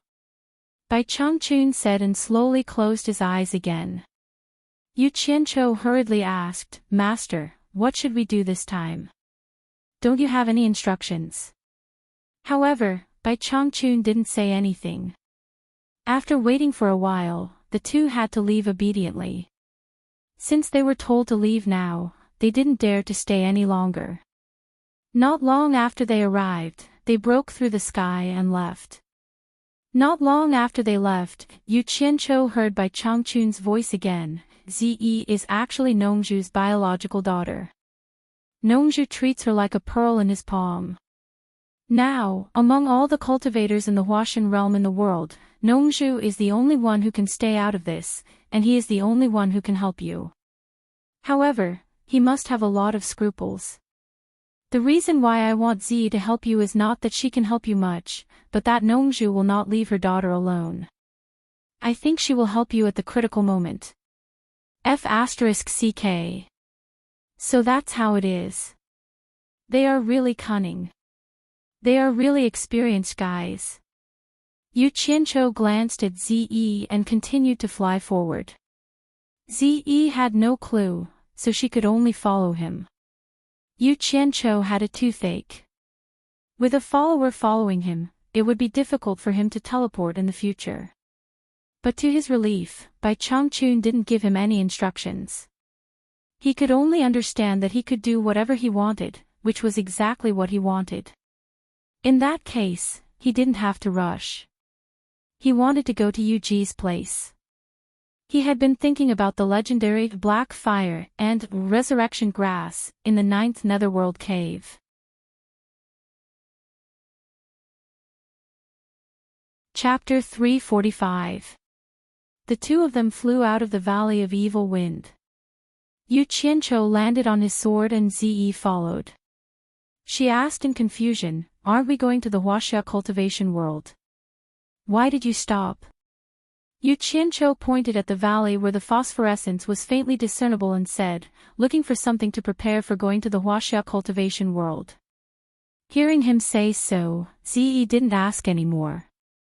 She followed him into the valley against the gusts of Yin wind. Before they got close, they heard someone shouting in the depths of the Yin fog, "Who are you? How dare you break into my valley of evil wind? Stop and reply." Yu Qianqiu. Yu Qianqiu shouted his name and continued to stride forward. The yin fog in the valley rolled, and a horn sounded. The yin fog dispersed to both sides, and the stairs leading to the valley appeared. As the two of them approached, they saw a group of armored generals behind Yu Ji quickly coming to welcome them. They lined up in 2 rows and made way for them.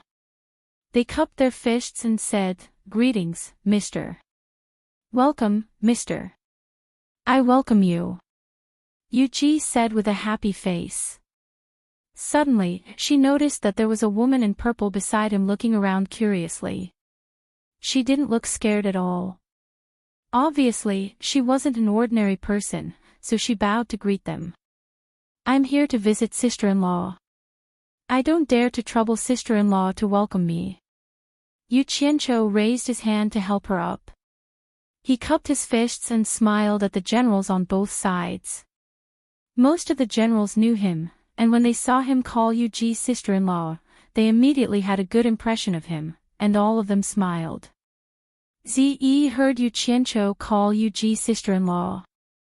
She couldn't help but look at Yu Ji a few more times. A group of armored generals surrounded the 3 of them and walked to the Ghost King's Hall. It was still the magnificent Ghost King's Hall. However, the man who sang and cried every night was already dead, leaving only a woman in charge. After the group of people entered the Great Hall, Yu Ji invited Yu Qianqiu to sit on the throne. Yu Qianqiu did not stand on ceremony. With his current status, this seat was already set in stone. If he did not sit on it, no one would dare to sit on it. The former was about to call for a banquet when Yu Qianqiu glanced at Ziyi, who stood beside the throne. He waved his hand and said, "Sister-in-law, don't bother. I'm here for an important matter. I don't need to attend the banquet." Yu Ji also looked at Ziyi thoughtfully. Then she smiled and said, "We'll do as Mr. says. I wonder what Mr. is here for. Can we help you?" After saying that, she glanced at the generals below with a smile. The generals of the Ghost King level immediately said, "Mister, if you need us, just tell us. Then I won't stand on ceremony with you." Yu Qianqiu crossed his legs and said with a smile, "You may not know, but the cultivation world outside the demon ghost region is in chaos. My master ordered me and this lady in Ze to go out and resolve it. I'm here to take 2 things. These 2 things will be of great help to me on this trip." Yu Ji, who was standing on the other side, said doubtfully, "I don't know what it is that Mr. is interested in. As long as it is in the Evil Wind Valley, I will give it to Mr." Yu Qianqiu stood up, looked at the crowd, and said slowly, "The resurrection grass and the netherworld fire seed." The so-called netherworld fire seed was the black fire, one of the 3 true fire. He had learned this name from Miss Mu, because the demon ghosts didn't know about the 3 true fire. But when Yu Qianqiu asked, Miss Mu said that there was a kind of black fire in the 9th netherworld cave, which was called the netherworld fire seed. Silence. The Ghost King's Hall instantly became quiet. Ze looked at the crowd expressionlessly.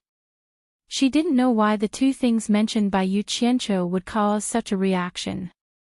Was there anyone in the demon ghost region who dared to refuse something that the disciple of Senior Bai asked for? After a long time, Yu Ji said with a wry smile, "The 2 things that Mr. wants do exist here, but I'm afraid that no one in the entire demon ghost region has the ability to get them, let alone us. To be honest, Mr., the torture commissioner has also come to the 9th netherworld cave to get the resurrection grass, but even with his high cultivation, he couldn't go deep into the cave, unless..." Ze was surprised. She didn't expect that there was a place in the world that Bai Changchun couldn't go to. Yu Qianqiu was silent for a while. He knew that Bai Changchun wasn't omnipotent. Bai Changchun also couldn't go to the mysterious place under the 1,000-mile lake, and he had heard from Yu Ji about the 9th netherworld cave. Because it was a passage to the underworld, it had a special characteristic, and not everyone with high cultivation could go there. Yu Qianqiu frowned and said, "Sister-in-law, do you mean that only the cultivation of the ghost saint late stage can go there? That's right.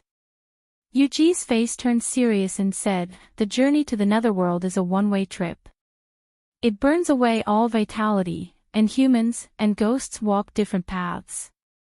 Even if the cultivation of the ghost saint late stage wants to go to the bottom of the cave, he must be baptized by the netherworld flame.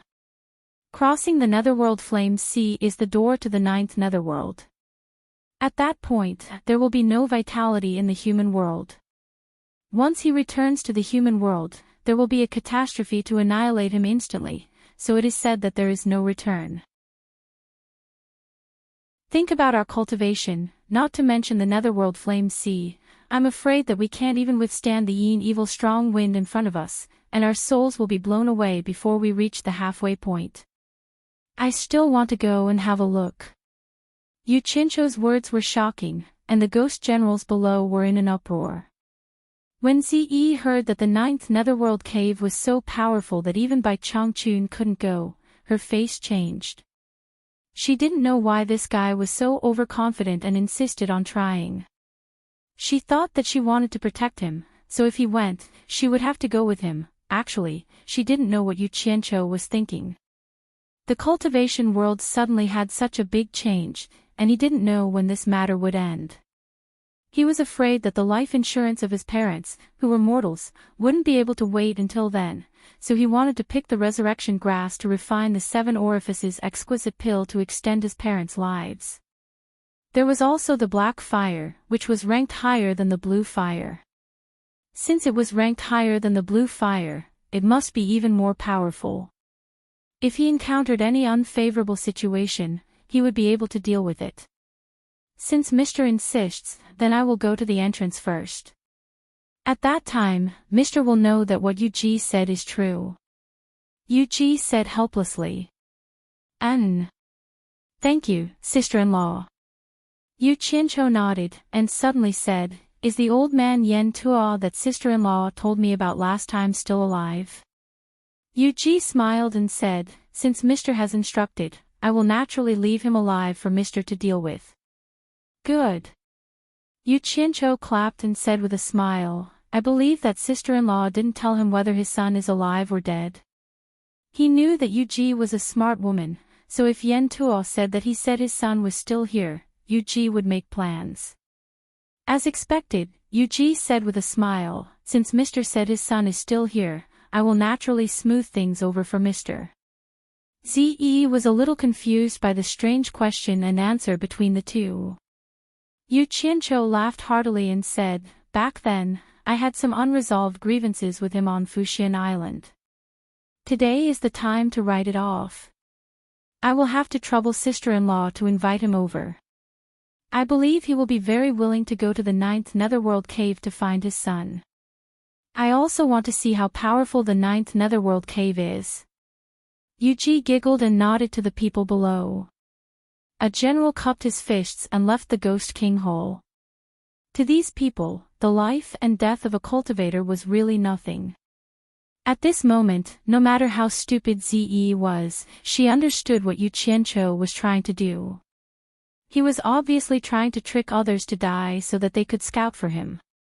She immediately said coldly, Yu Qianzhou, you're not fit to be Senior Bai's disciple if you act like this. What do you know, lass? Old man Bai is the one who kills people like flies. Yu Qianzhou snorted and sat back on the throne. He sneered and said, Ziyi, don't forget what my master and your father said before we came. It seems that I am the one in charge between you and me. If you think that there is something wrong with my actions, you can go back to Obedient Island and complain to my master. Say that you are not ashamed to be associated with me and withdraw from this matter. You. Ziyi's face was as cold as frost. She was so angry that she couldn't speak. However, she couldn't really say such words to Bai Changchun.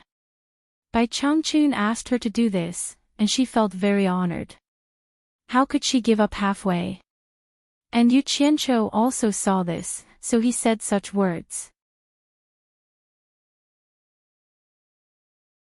Chapter 346. Yen Tuo, whom Yu Qianzhou hadn't seen for a long time, had arrived. He was once an elder of Fuxian Island, but he was now a prisoner. He was lifted up like a little chick. The Ghost King threw him to the ground, and his armor clanked. He cupped his fists and retreated to the side. Yen Tuo staggered to his feet. His hair was white and messy, and his clothes were tattered. There were bloodstains on his torn clothes, and it looked like he had been whipped. He looked like he had aged a few decades in an instant, and he didn't look like the elder who ordered people around. Yu Qianzhou looked down coldly. If he hadn't been too arrogant in the past, he wouldn't have been tricked by a few jokes. However, Yu Qianzhou didn't expect him to age so much. He had taken good care of himself in the past, but now his hair was all white, and his face was full of wrinkles. If he didn't know who he was, he wouldn't have recognized him. It should be known that the higher one's cultivation base was, the slower they aged. How could this be?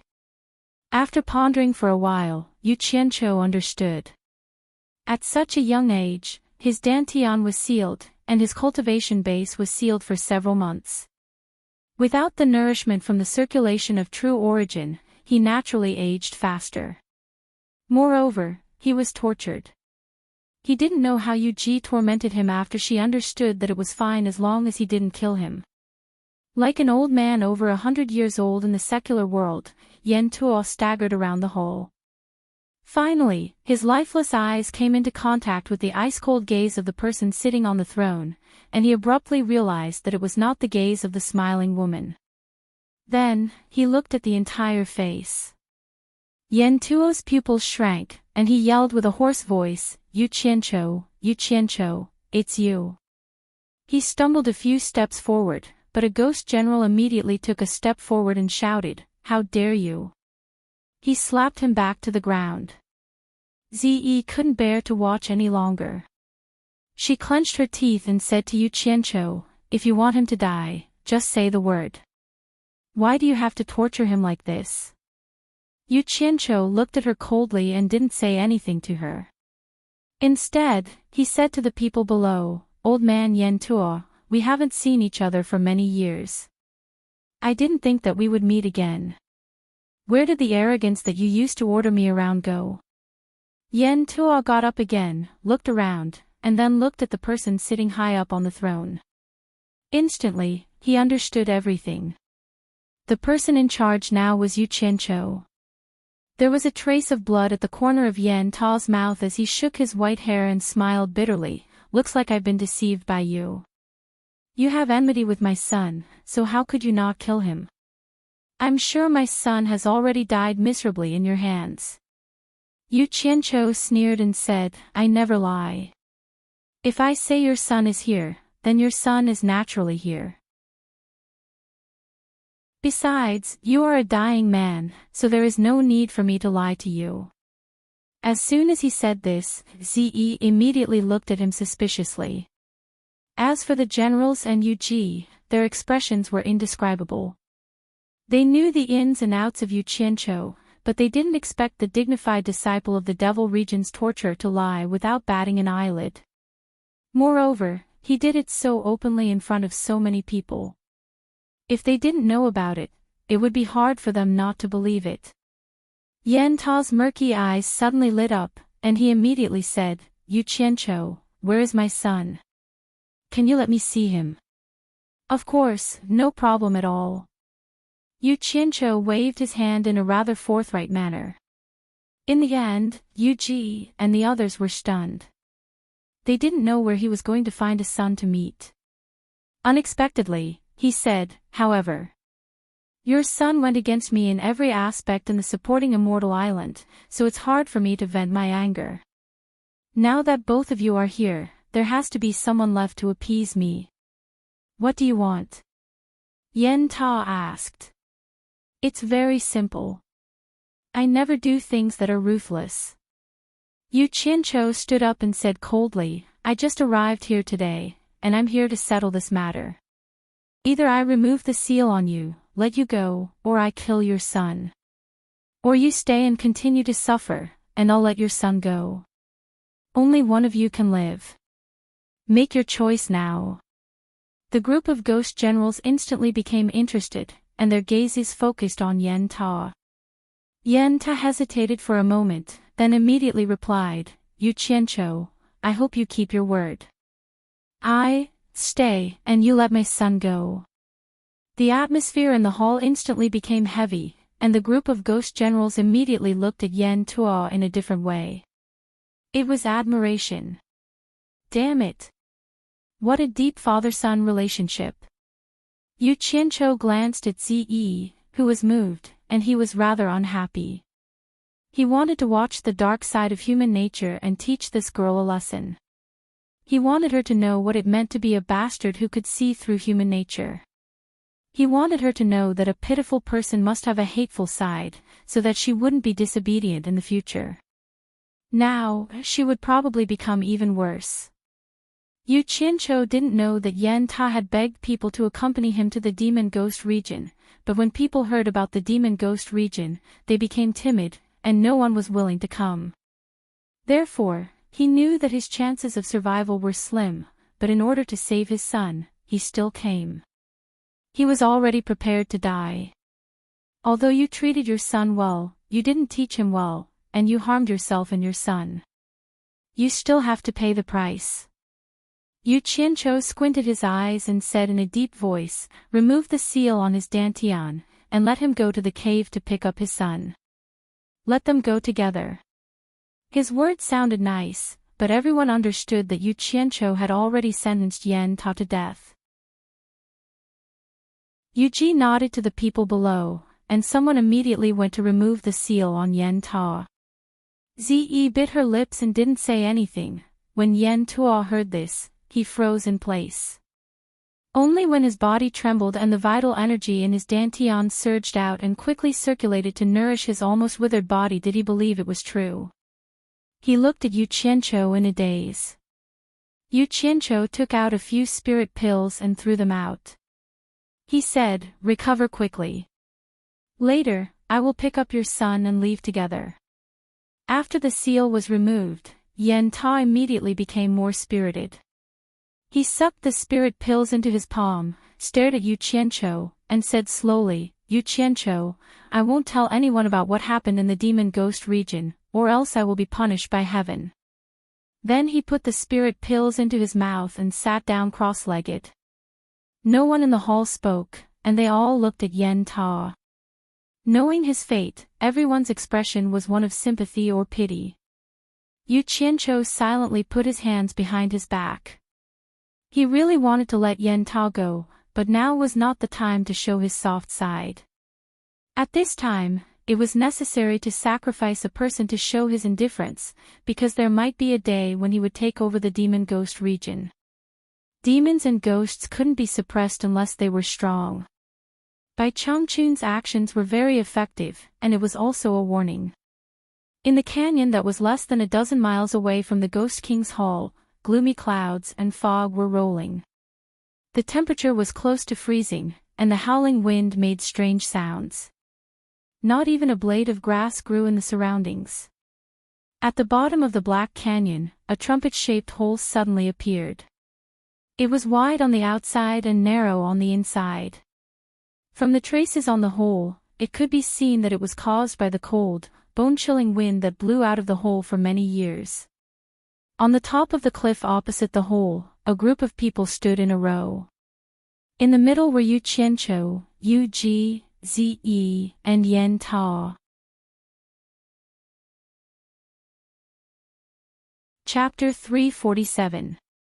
There's a top-grade spirit stone mine inside, and your son is mining here. Perhaps to make his words more convincing, Yu Qianqiu took out a purple spirit stone and played with it in his hand. After seeing it, Yen Ta was a little surprised, and then he looked at the hideous cave entrance and said, the top-grade spirit stone is almost extinct in the cultivation world, but I heard that it appeared in the grand auction last time. I didn't expect there to be a top-grade spirit stone mine here. Do you want to go in and look for it yourself, or do I have to help you get it out? As he spoke, Yu Qianqiu clenched his fist, and in one breath, he sucked up all the spiritual chi in the top-grade spirit stone in his hand. Then there was a muffled sound in his palm, and as he opened his palm, a gust of chilly wind swept away a cloud of dust. Yen Tuo did not dare to trouble him. He thought that he would send someone to bring his son out. After all, it was very difficult to find someone in such a big cave. It was not good to trouble others in the current situation. However, when he saw the chilly wind blowing at the cave entrance, Yen Tuo frowned. How could there be anyone mining in this kind of cave? He felt that something was wrong, but he could not figure it out at the moment. There's a whole other world inside. Yu Qianqiu seemed to have seen through his concerns, and his tone was a little disdainful, as if he was telling him that if he wanted to kill him, it would only take a word, there was no need to go through so much trouble. A long sword shot out and stopped in the void of the canyon in front of his feet. Yu Qianqiu stepped on the flying sword and flew towards the cave entrance first. Yen Tuo's expression was a little awkward. If he wanted to kill him, it would only take a word, there was really no need to go through so much trouble. He stomped on the ground and chased after Yu Qianqiu. When the others saw that Yu Qianqiu suddenly flew towards the cave entrance, their expressions changed greatly, and the group of ghost generals looked at Yu Ji. Yu Ji's face turned slightly pale. She had made it very clear to him, and she really didn't understand why he had to take such a risk. If something happened to the punishment envoy's disciple here, she might also lose her life. Although she was afraid, she believed that there must be a reason why Yu Qianqiu dared to do this, because he didn't look like someone who would suffer losses. Zi bit her lips. Although she didn't like Yu Qianqiu's actions, it was her duty to protect him. No matter how scared she was, she couldn't run away. Just as he was about to fly over, Yu Ji grabbed his wrist and shook her head slightly. As soon as Yu Qianqiu landed at the cave entrance and put away his flying sword, a cold wind suddenly blew out from the cave, blowing right into his face. He felt as if he had fallen into an ice cellar, and his body slowly stiffened. The temperature here was too low. No matter what, he was still a nascent soul cultivator, but he didn't expect to fall into an ice cave. He couldn't even circulate his true essence to resist, and even his soul felt like it was swaying, and his mind was faintly dazed. Yu Qianqiu was shocked. He bit the tip of his tongue and woke up. He didn't expect that he couldn't resist at the entrance of the cave with his cultivation. This 9th netherworld cave really lived up to its name. In an instant, a thin layer of green flame ignited around his body, wrapping his whole body in it. His stiff body immediately returned to normal. It seemed that as one of the 3 true flames, the green flame was not to be trifled with. When the cold wind with a faint black aura touched the green flame, it made a sizzling sound, like water splashing into a pan of oil. Yu Qianqiu suddenly discovered that while the green flame was resisting the cold wind, he seemed to be consuming it as well, but the rate of consumption was very slow. Yu Qianqiu was stunned for a moment, then immediately became happy. Although the green flame was being consumed, it could obviously resist the cold wind from the netherworld. With the large amount of green fire element stored in his body, he might be able to go deep into the cave. However, he seemed to have forgotten that he was at the entrance of the 9th netherworld cave, and the situation behind was unknown. It seemed that it was a bit too early to be happy. Yu Qianqiu turned around and looked at Yen Tuo, who followed him. Yen Tuo obviously didn't expect the cold wind to be so powerful, but his cultivation was obviously much higher than Yu Qianqiu's. Shivering, a transparent ball of light immediately rose from his body and enveloped him. He released his protective aura to resist the cold wind. With the protection, he had the mood to look around. After seeing Yu Qianqiu wrapped in the green flame, Yen Tuo was a little surprised. Obviously, he had never seen it before. Moreover, this flame seemed to be able to subdue the cold wind. The strong wind actually couldn't extinguish it and couldn't move it at all. In fact, even Yu Qianqiu himself didn't know the reason. In fact, with the high temperature of the green flame, it was similar to an item of extreme yang, which could subdue Yin items. The cold wind that blew out from the 9th netherworld cave was exactly Yin Qi, which could subdue Yin items. Yu Qianqiu made an inviting gesture to him. Yan Tuo nodded his head, but he looked at the gloomy cave suspiciously. However, he already had no way out. He could only hope that Yu Qianqiu didn't lie to him, or else he would die no matter what. When he walked into the cave, his eyes immediately became incomparably dark, and he couldn't see the road in front of him at all. However, the green flame that appeared behind him indicated that Yu Qianqiu had also followed him in. Yan Tuo instantly felt a lot more at ease. He felt that his thoughts were a little unnecessary, because he really couldn't think of any benefits that the other party would gain from lying to him. The people on the opposite cliff all stared at the entrance of the cave without blinking, watching the two gradually disappear inside. The deeper they went, the more shocked they became. The cold wind was no longer blowing in all directions like at the entrance of the cave. It actually had a tendency to gradually solidify, hitting Yan Tuo's upstanding qi. With its pu sound, the fire on Yu Qianqiu's body immediately rose a little. Otherwise, the green flame wouldn't be able to offset the attack of the cold wind in time and would hit his body. At the same time, Yu Qianqiu carefully stood behind Yan Tuo's upstanding qi, trying his best to let Yan Tuo, who was walking in front, resist the cold wind. As expected, the consumption of the green fire element was greatly reduced. The passage inside the cave suddenly turned, and the two of them stopped at the same time. Before they could turn the corner, they heard a rapid whistling sound coming from inside. The chilly wind whirled out of the passage so quickly that it almost made them lose their footing. This was not the case of the wind blowing directly out of the passage, so one could imagine how strong the wind inside was. Yan Tuo looked back and saw that Yu Qianqiu's expression was indescribable. His heart instantly turned cold. Why did it seem like this was also his first time here? Let's go, Yu Qianqiu said, but he realized that his voice couldn't travel far at all. It was as if the wind had blown it to the back, so he shouted again and made a hand gesture.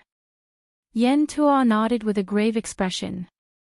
The upstanding qi on his body instantly became a lot more turbid. Clearly, he had strengthened his defense. Yu Qianqiu continued to follow behind him, and the two of them turned in with heavy steps. The strong wind that carried a black baleful aura attacked them, and the two of them were shocked once again.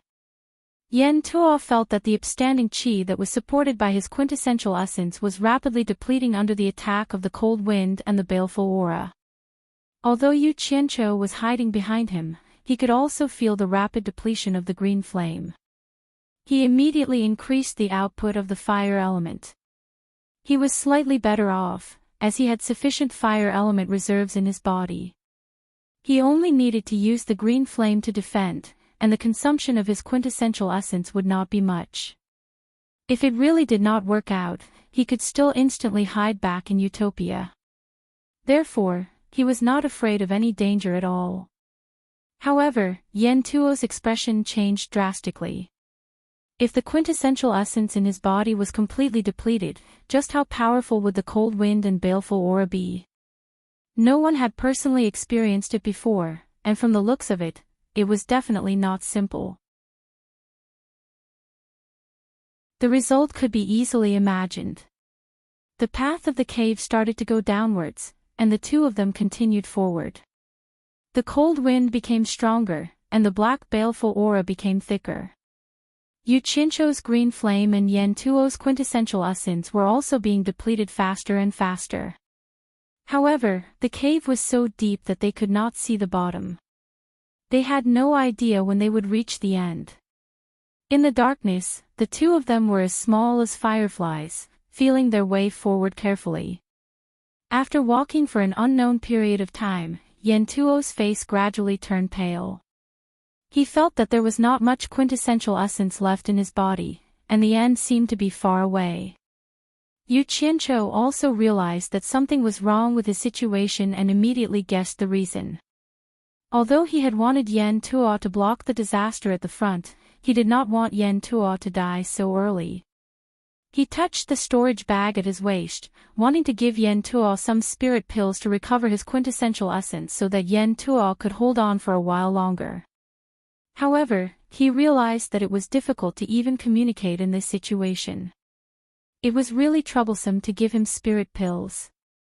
If he gave the spirit pills to Yen Tuo, they would definitely be blown away by the wind before they reached his hands. However, if he were to exchange them with his opponent, who had a higher cultivation than him, he would definitely notice that something was wrong and guess that he was lying to him. If the other party suddenly launched a sneak attack, it was better to let Yen Tuo exhaust himself until he had no more energy to attack before giving him the spirit pills. Yu Qianqiu could not help but be on guard. As expected, Yen Tuo suddenly turned around.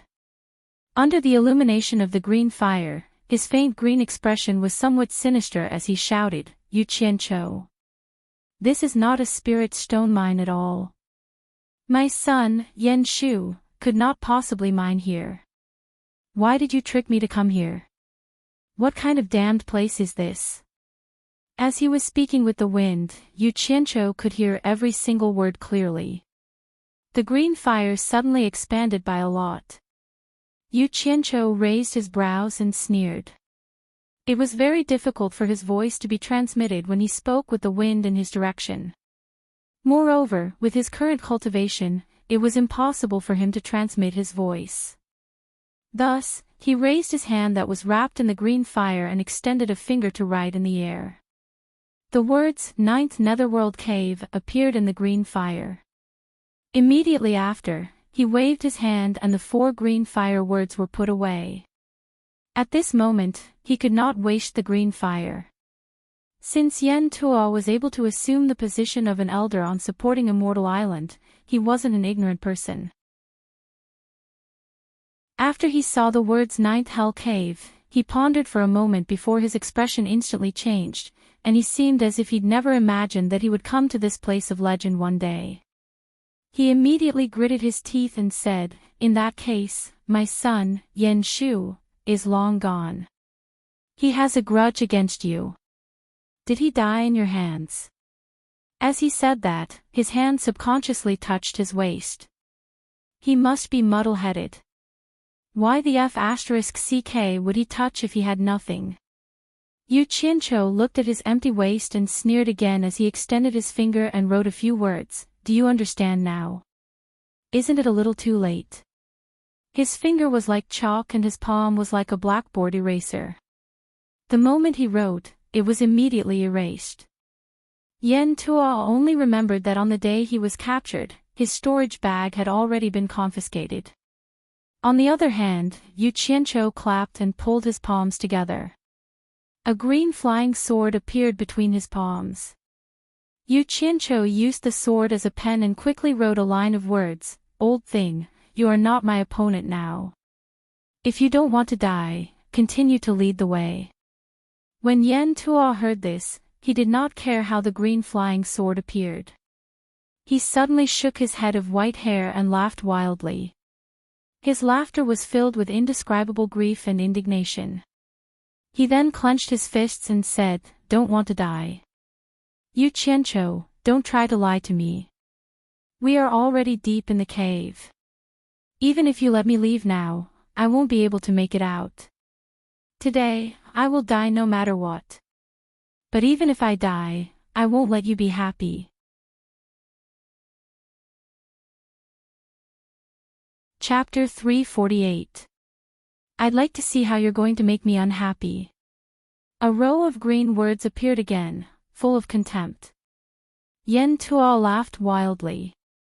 The protective aura around his body slowly disappeared, and his flesh and blood started to shrink. In the blink of an eye, he was only skin and bones. On the contrary, his abdomen started to swell up. This scene caused Yu Qianqiu's pupils to shrink. He could no longer look down on Yen Tuo. He immediately thought of something terrifying, self-destructing his elixir field. For cultivators, the elixir field was the energy storage of the entire body. The consequences of self-destructing the elixir field could be imagined. After reaching the nascent soul stage, the nascent soul in the elixir field was formed from pure energy. At this time, the 3 souls and 7 spirits in the body were gathered in the nascent soul, not in the body. Therefore, for cultivators who reached the nascent soul stage, ordinary external invasions wouldn't cause any substantial harm. At most, it would hurt the body, and it wouldn't be difficult to heal it. However, self-destruction after reaching the nascent soul stage was more powerful, but at the same time, it would also destroy the 3 souls and 7 spirits. In other words, if a cultivator of the nascent soul stage self-destructed, it meant that he wouldn't even have the chance to reincarnate. If a cultivator of the nascent soul stage self-destructed, there would be a next life. Yen Tuo's cultivation was in the early stage of the tribulation stage. Although he had used up a lot of his true essence, the explosion of the nascent soul stage would be terrible. Yu Qianqiu definitely wouldn't have it easy. From the looks of it, he was afraid that the explosion wouldn't be powerful enough, so he gathered all the energy in his abdomen. If it was an ordinary person, the hole was only 10 feet wide. Under such circumstances, it would be difficult to move forward or backward. Being detonated by a cultivator of the tribulation stage was equivalent to a heavy bomb exploding next to them. Fortunately, Yu Qianqiu wasn't an ordinary person. He had a third way of retreat, which was utopia. However, it was also quite frustrating for him. It wasn't easy for him to get here, and he didn't have the chance to leave a teleportation coordinate. Once Yen Tuo self-destructed, he would have to start all over again. Damn it. I've always thought that I'm ruthless, but today, I've met someone even more ruthless. It's fine if he doesn't want to live in this life, but there's actually someone who doesn't even want to live in the next life. Yu Qianqiu's expression twitched. The flying sword in his hand quickly drew a few words, "You're crazy." The skeleton-like Yen Tuo let out a dry and hoarse voice. He laughed cruelly and said, "It's you, Yu Qianqiu, who has gone too far." As he spoke, the protective upstanding qi outside his body suddenly retracted into his body. He was going to self-destruct. Bastard! Bastard! Yu Qianqiu closed his eyes and shrank his head. Just as he was about to flash back to utopia, he heard painful sounds coming from Yen Tuo's throat. Before Yu Qianqiu left, he opened his eyes to take a look. Immediately, his eyes widened, and he didn't want to leave. As it turned out, Yen Tuo, who had withdrawn his protective upstanding qi, was immediately attacked and eroded by the chilly wind and the black spirits. The clothes on his body disappeared like ashes, followed by the hair on his body. Then, his skin was shaved off from his back as if he was taking off his clothes. Then, the bloody muscles that had just been revealed slid off his bones and were blown away. Yu Qianqiu, who had been hiding at the back, immediately received the reward of Yen Tuo's flesh. Then, there were his organs, liver, and lungs. It was really disgusting. The green fire outside Yu Qianqiu's body surged, turning everything that came into contact with it into ashes. Yen Tuo's tenaciously standing skeleton immediately withered when it came into contact with the black spirits. Under the attack of the black spirits and chilly wind, it was torn into pieces and blown away with the wind. He died just like that. What the hell is this? Yu Qianqiu couldn't help but shiver. Anyone who saw someone die like that before their eyes would also shudder. He looked around and realized that he was the only one left. Only the shrill whistling of the wind lingered in his ears. Seeing that the chilly wind and the evil spirits were so powerful, he also had some thoughts of retreating. But a wave of determination rose from the bottom of his heart. He gritted his teeth and continued to walk forward without hesitation. However, there were 2 green flying swords in each of his hands, and the green fire outside his body had grown a lot bigger. The people on the cliff outside the cave looked solemn and uneasy. The bearded Sai Zhongfei walked a few steps to the front of Yu Ji and cupped his fists, saying, "Madam, we can't just stand by and watch anymore. While Mr. hasn't gone too deep, I would like to go and call Mr. back. If it's any later, I'm afraid it'll be difficult for us to find Mr. If that's the case, we'll—" He didn't finish his sentence, but everyone understood what he was trying to say. If Yu Qianqiu died, the torturer would be enraged, and no one would be able to escape responsibility. Everyone's gaze fell on Yu Ji. Yu Ji hesitated for a while and finally nodded, saying, "Zhongling, Fu Zhe, listen up." "Yes." A burly general also came out and cupped his fists together with Sai Zhongfei. It turned out that Sai Zhongfei's surname was really Zhang, but he wasn't called Zhongfei, but Zhongling. "I order the two of you to bring Mr. back quickly. If Mr. is unwilling, you can bring him back forcefully if necessary. I'll bear all the consequences." Yu Ji ordered decisively. She was indeed a woman who had followed Meng Yan for many years. At this time, she finally showed her strong female side. "Yes, sir." After the two of them received the order, they nodded to each other. They covered their bodies with Gangqi, and immediately turned into two shadows. They shot into the 9 Netherworld cave on the opposite side, and disappeared in the blink of an eye. Based on this point alone, the cultivation of these two people was obviously much higher than Yu Qianqiu and Yen Tuo. "I'll go too." Ziyi had just finished speaking when she was pulled back by Yu Ji again. Yu Ji shook her head helplessly and said, "Miss, from your conversation with Mr., I can tell that your identity is not ordinary. If anything happens to you, I won't let you in no matter what." Yu Ji gently waved her hand at the 9th Netherworld cave. Immediately, 10 generals of the Ghost King flew out and directly landed at the entrance of the 9th Netherworld cave.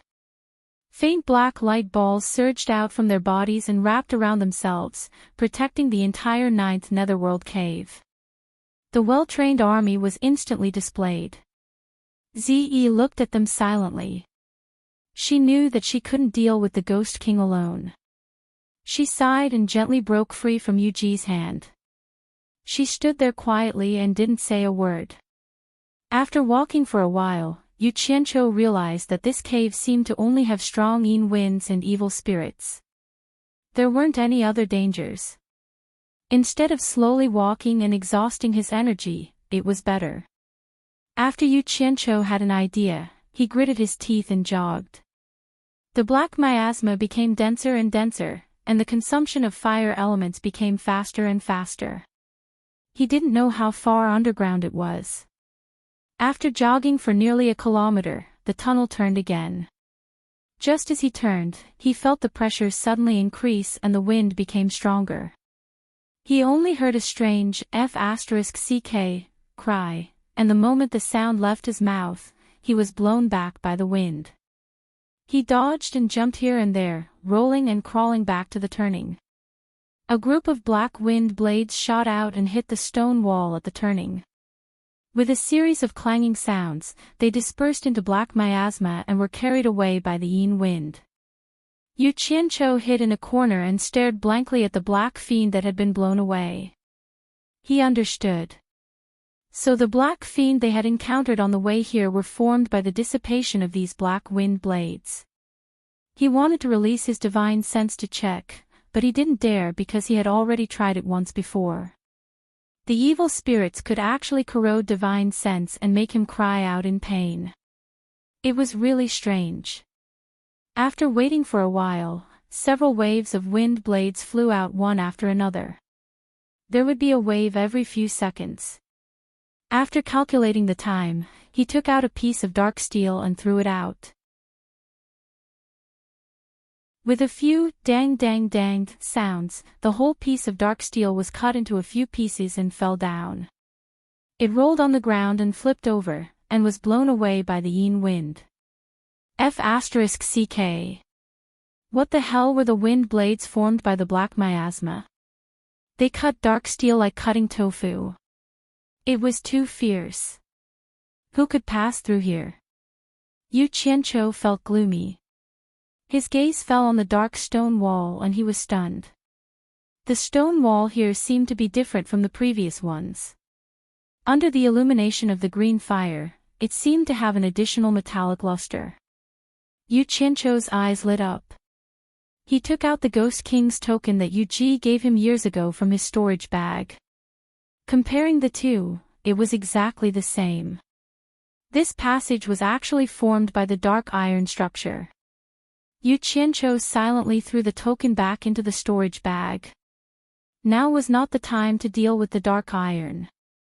A wave of wind blades shot out, and a green light with raging flames flashed past. With a series of dang-dang sounds, the wind blades that were hit turned into evil spirits and were blown away by the yin wind. Yu Qianqiu kept the green fire flying sword. He was confident. Since the green fire flying sword could restrain the wind blades, it would be easy. In the blink of an eye, dozens of green fire flying swords circled around him. Yu Qianqiu turned around and saw a wave of wind blades coming at him. The green fire flying sword quickly flashed out dozens of them and broke the oncoming wind blades. As for the others, as long as they did not hurt his body, he would let them fly away. Seeing that the attack was effective, Yu Qianqiu immediately increased his speed. The dozens of green fire flying swords opened a path in front of him. Zhang Ling and Fu, on the other hand, felt their way in the dark. Because the two of them were ghost cultivators, the darkness did not affect them. In addition, ghost cultivators were not afraid of the yin wind. They were only afraid of the evil spirits. Originally, the evil spirits had no effect on ghost cultivators of the netherworld. However, the two of them were not real ghost cultivators of the netherworld. They had been in the mortal world for too long. Their bodies had accumulated a lot of human qi. Once they came into contact with the evil spirits, their souls might scatter. Cultivators like Yan Tuo originally had a mortal body, so they naturally had more human qi. However, once they encountered the evil spirits, they would naturally end up in a miserable state. They had not seen Yu Qianqiu yet. The two of them were a little anxious. While communicating with each other, they kept avoiding the topic that Yu Qianqiu might have already met with misfortune. At this moment, the two of them suddenly exclaimed in unison. The two of them could see in the dark. They saw a few broken pieces in front of them being blown by the wind. When they rolled to their feet, the two of them stepped on a piece at the same time and picked it up to take a look. They saw that it was a piece of dark steel. The cross-section was neatly cut, and there were spots that were eroded by the evil spirits. It is beyond our expectation. It seems that Mr. has already reached there. Fu Zhe transmitted his voice. Zhang Ling nodded and transmitted his voice. Let's go. Let's go take a look and see if we can catch up. The two of them quickly ran forward. Originally, the two of them could fly, but flying consumed too much vitality of ghost cultivators. They were afraid that they would not have enough vitality to support the protective gang qi to return. It was the same with teleportation. Besides, when teleportation was used, they could not teleport with the protective gang qi. After a period of time, the two of them reached the turning point. The clashing sound of wind blades in front of them stopped them in their tracks.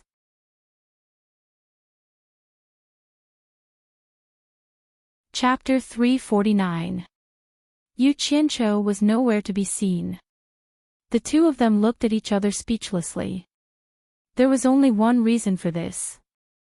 Yu Qianqiu had already gone in. Whether he was dead or alive was unknown.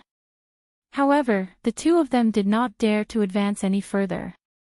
Yu Qianqiu had the green fire to restrain the black fiend, and unknowingly, they had already walked very far. Although the two ghost generals had high cultivation, they had already expended a large amount of vital qi to reach this point. If they continued to advance, they would expend too much vital qi, and they would really not be able to return. What's more, the black fiend here had already erupted in the form of wind blades. Ordinary treasures in the mortal world would not be able to withstand it at all and would instead be destroyed by it. The most terrifying thing was that the black demon wind blades could break through the protective upstanding chi. How could the two ghost generals make it through if ordinary mortal treasures and protective upstanding chi could not block it? At this place, only soul formation stage and ghost sage stage experts could use their tyrannical cultivation to force their way through. Mister, you are indeed the disciple of the disciplinary envoy. You even dare to barge into such a place. Fu Zhe exclaimed. Zhang Ling remained silent for a while before replying, "It's impossible for us to barge into this place, and we shouldn't stay here for long either. It's better to return and report to Madam." The two ghost generals were worried that something bad had happened to Yu Qianqiu, but neither of them mentioned it. They nodded at each other and quickly retreated the way they came. Inside, Yu Qianqiu was very busy. He was not worried anymore. He jogged all the way, with the green fire flying sword circling around him to open a path. He was not afraid of the baleful wind blades. The Guiyuan sword technique that he cultivated allowed him to control multiple swords at the same time, which allowed him to deal with the situation with ease. Streaks of azure light moved as fast as lightning and protected him along the way. Yu Qianqiu became excited and even felt that this was a good place to cultivate the sword technique of Guiyuan. He was considering whether or not he should bring his two disciples here to cultivate in the future. However, he temporarily rejected the idea right after. Coming here to cultivate the origin convergent sword technique probably wouldn't do without the protection of azure fire. Little sister, go ahead boldly.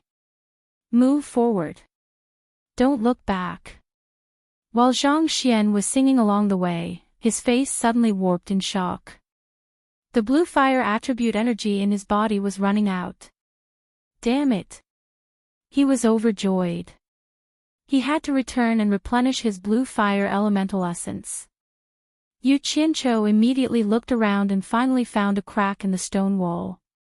He took out a silver ball and stuck it inside. Who would have thought that as soon as his hand left the ball, spots would quickly appear on the silver ball, as if it was being corroded by something unknown.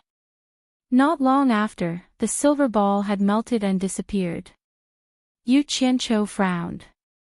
With a wave of his hand, he summoned a flying sword made of green flames and stabbed it into the wall. With a turn of the sword, he pulled it out and a hole appeared in the wall. Once again, he took out a silver ball and stuffed it into the hole. Then, he used his palm to rub it with all his might. The nether iron wall instantly melted and sealed the hole.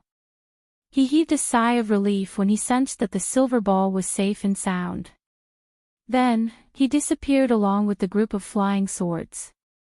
After appearing briefly in Utopia, he immediately appeared next to the azure flames burning beneath Twilight Valley and jumped into the sea of flames to absorb them. It had been a day since Xiangling and Fu Zhe had left the cave. The moment they emerged, they flew to the cliff on the other side. Everyone looked at the entrance of the cave. After confirming that Yu Qianqiu had not followed them out, they turned to the two generals in shock. Zhang Ling cupped his fists at Yu Ji and said, "Madam, the two of us were still a step too late." "What?" Yu Ji in purple dress cried out at the same time. The others were also dumbfounded. "Madam, don't misunderstand." Zhang Ling explained, "When the two of us reached the end of the 9 nether second fold, we found that Mr. had already entered the 3rd fold. However, our cultivation was limited, so we didn't dare to chase after Mr., so we retreated and reported to Madam." Yu Ji looked at Fu Zhe and asked with lingering fear, "Is that so?" "That should be the case." "Madam, take a look." Fu Zhe took out the piece of profound iron and handed it to Yu Ji. This should have been left behind by Sir when he was testing the power of the Black Fiend wind blades at the entrance of the 3 folds. If Sir was not confident in entering, he should have turned around and returned, and the two of us would have encountered Sir. However, when we arrived, we did not see Sir. Sir must have been confident after testing, so he charged in. What you say is reasonable. Yuji looked at the profound iron that had been corroded by the Black Fiend and nodded. Although they said this, everyone was still worried. No one in the entire Chilling Wind Valley had ever entered the 3 folds of the 9 Nether Cave. How could one pass through that place without reaching the Ghost Sage stage? Moreover, Yu Qianqiu was only at the nascent soul stage. The difference was truly too great. Purple Dress sighed with relief. She did not know much about the 9 Nether Cave. Hearing that Yu Qianqiu was fine, there was nothing to worry about and they could just continue waiting. This was probably the so-called ignorant were fearless. Yu Qianqiu was not in a hurry to return to the 9 Nether Cave. Instead, he rushed to Utopia and had a hearty meal with wine and meat. After eating, he wiped his mouth and returned to the passage to continue moving forward. Being in the cave, he could not calculate the time. He did not know how far he had walked. There was another turning intersection. In front of him, countless wind blades flew randomly and hit the turning wall. As there were too many wind blades, the collision between them caused some wind blades to not hit the wall and turn into Black Fiend. They changed their angle and flew towards this passage with the help of the wind. So that was it. Yu Qianqiu found the origin of the wind blades in this passage, but the dense ones in front still needed to be verified. He raised his eyebrows. Relying on the blue fire flying sword's ability to restrain the wind blades, he barged in arrogantly. In the end, he did not stay for long before he obediently retreated. There were too many wind blades inside. Although Yu Qianqiu could block them, he could only move forward slowly. If this continued, he would tire himself to death. He did not know when he would reach the end. His eyes flickered as he pondered for a moment. He turned around and walked to the nether metal wall. The blue fire on his fingers was suppressed into 5 sharp claws. He stabbed into the nether metal wall and dug out a large piece. He quickly used the blue fire to refine it into a V-shaped shield. If it were anyone else, they would not have the fire to refine artifacts. Even if they had fire, how could ordinary fire so easily refine the nether metal? It would probably be troublesome to dig out a large piece from the wall. Why didn't I think of this earlier?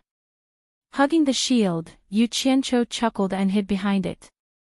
Just as he turned around and entered another passageway, the shield in front of him immediately trembled violently. Yu Qianqiu trembled non-stop as he held on to the shield. Without hesitation, he covered the front of the nether metal shield with a meter-thick, V-shaped blue fire. The effect was very good, but the consumption of the blue fire was too high.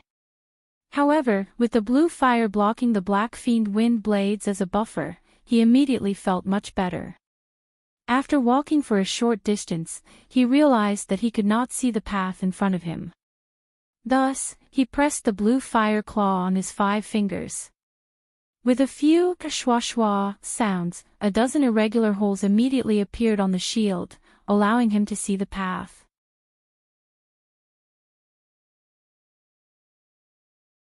Chapter 350.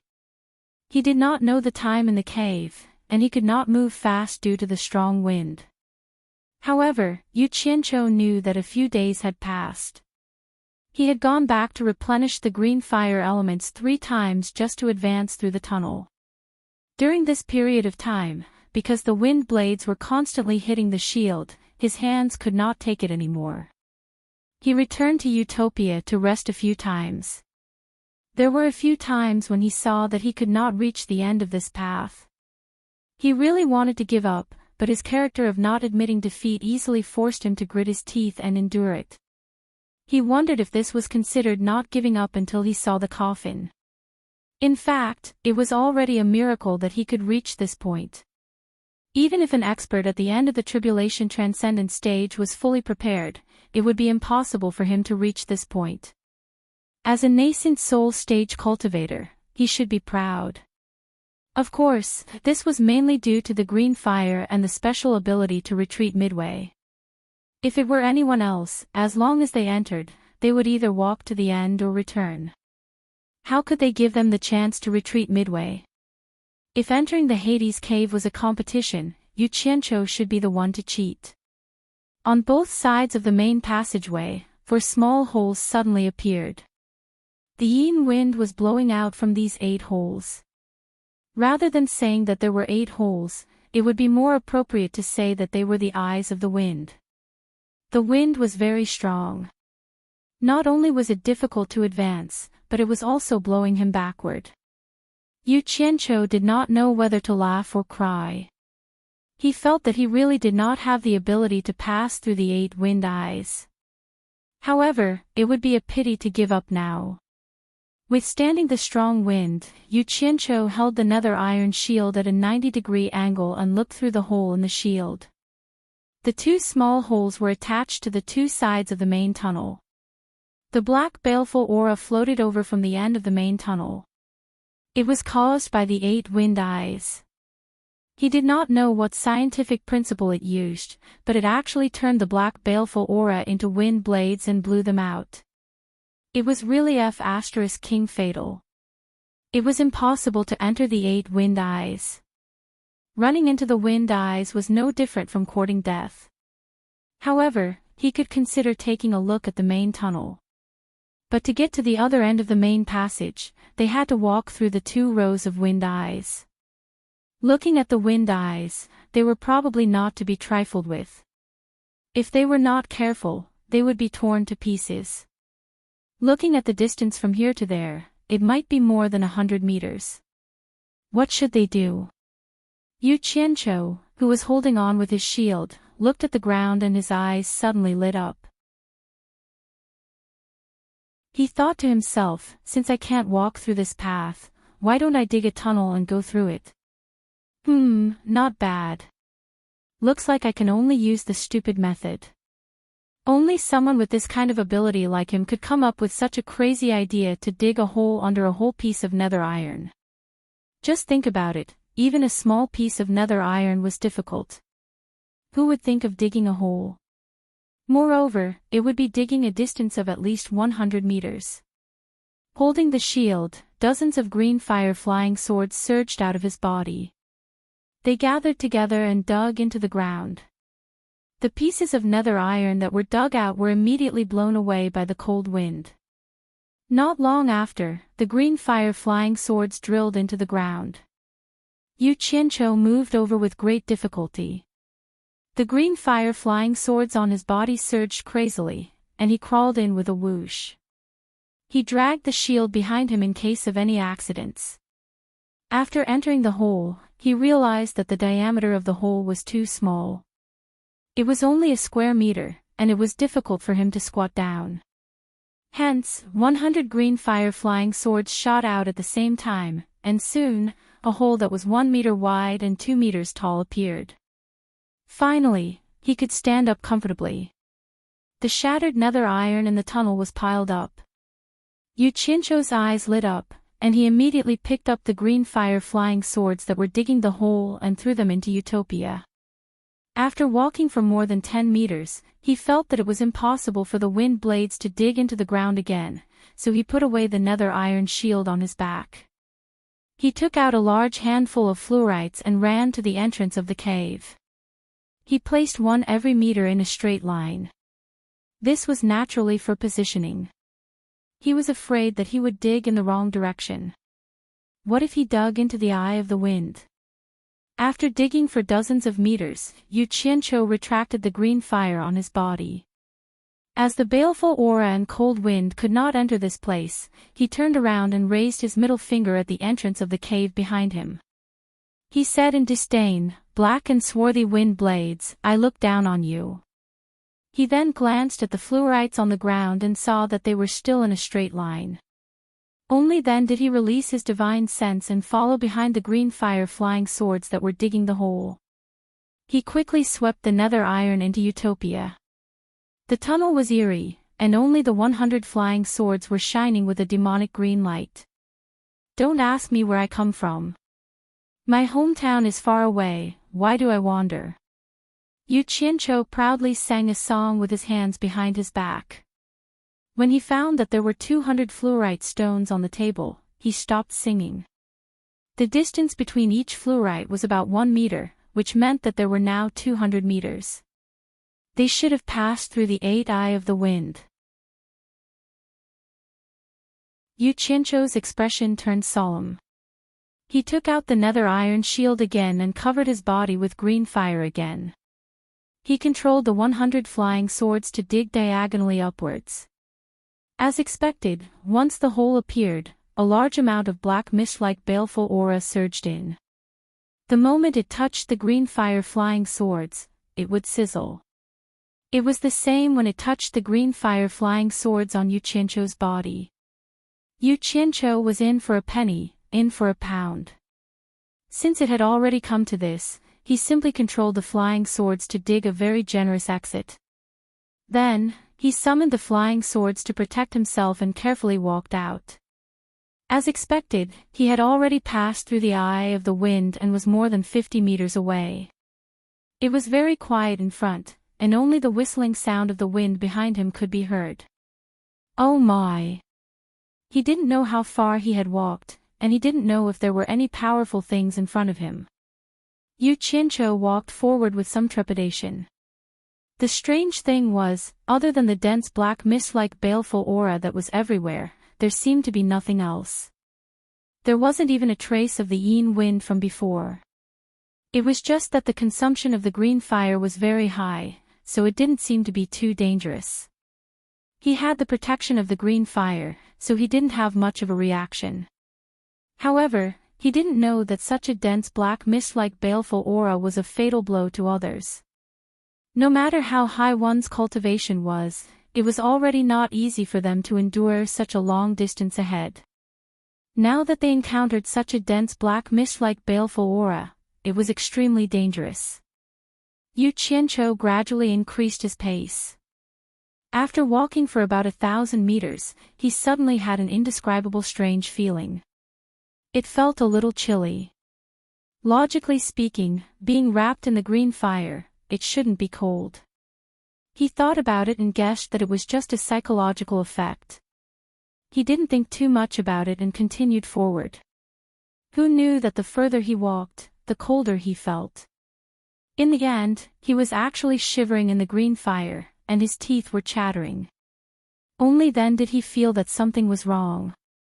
Could it be that he was almost at the end of the 9 Netherworld cave? Otherwise, how could it be so strange? Perseverance was victory. The green fire on Yu Qianqiu's body flared up, hoping to expel the cold. However, he felt that the coldness in his body came from his bones. Even with the green fire, it was useless. The further he walked, the colder it got. His body felt like it was going to freeze. It was a cold feeling that reached his soul. This feeling made people feel like they could smell the scent of death. It was rather heart-palpitating. Yu Qianqiu immediately stopped and didn't dare to walk forward. Suddenly, there was a faint flash of fiery red light in front of him. It made people feel that it was the end. However, that feeling was too terrifying. Yu Qianqiu hesitated again and again, but in the end, he gritted his teeth. After working so hard, he couldn't give up now. His legs trembled as he continued forward. The further he walked, the thinner the black baneful aura became. Slowly, it stopped spreading throughout the entire tunnel and gathered at the top of the tunnel. The black clouds flowed into the tunnel at the back like water. It was probably the airflow produced by the wind eye inside that sucked it in. Red light filled his vision, but Yu Qianqiu felt his vision and consciousness become blurry. He vaguely sensed that he had reached the end and subconsciously stopped. He kept calling out to himself in his heart, "I can't stay here any longer. Otherwise, my life will be in danger. Return to Utopia. Return," he kept calling out in his heart, but his consciousness was very scattered. His divine sense was unable to lock onto Utopia and return.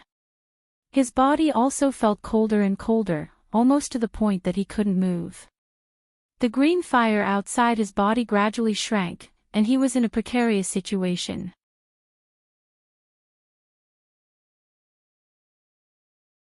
Chapter 351. The chilly wind in the 9th netherworld cave blew out as usual. Yu Qianqiu had been inside for half a month, but there was still no reaction. The group of people waiting outside the cave gradually felt their hearts grow cold. They all had a bad premonition, but they still stood guard outside, clinging to a trace of hope. Clang, clang. A faint sound came from inside the cave.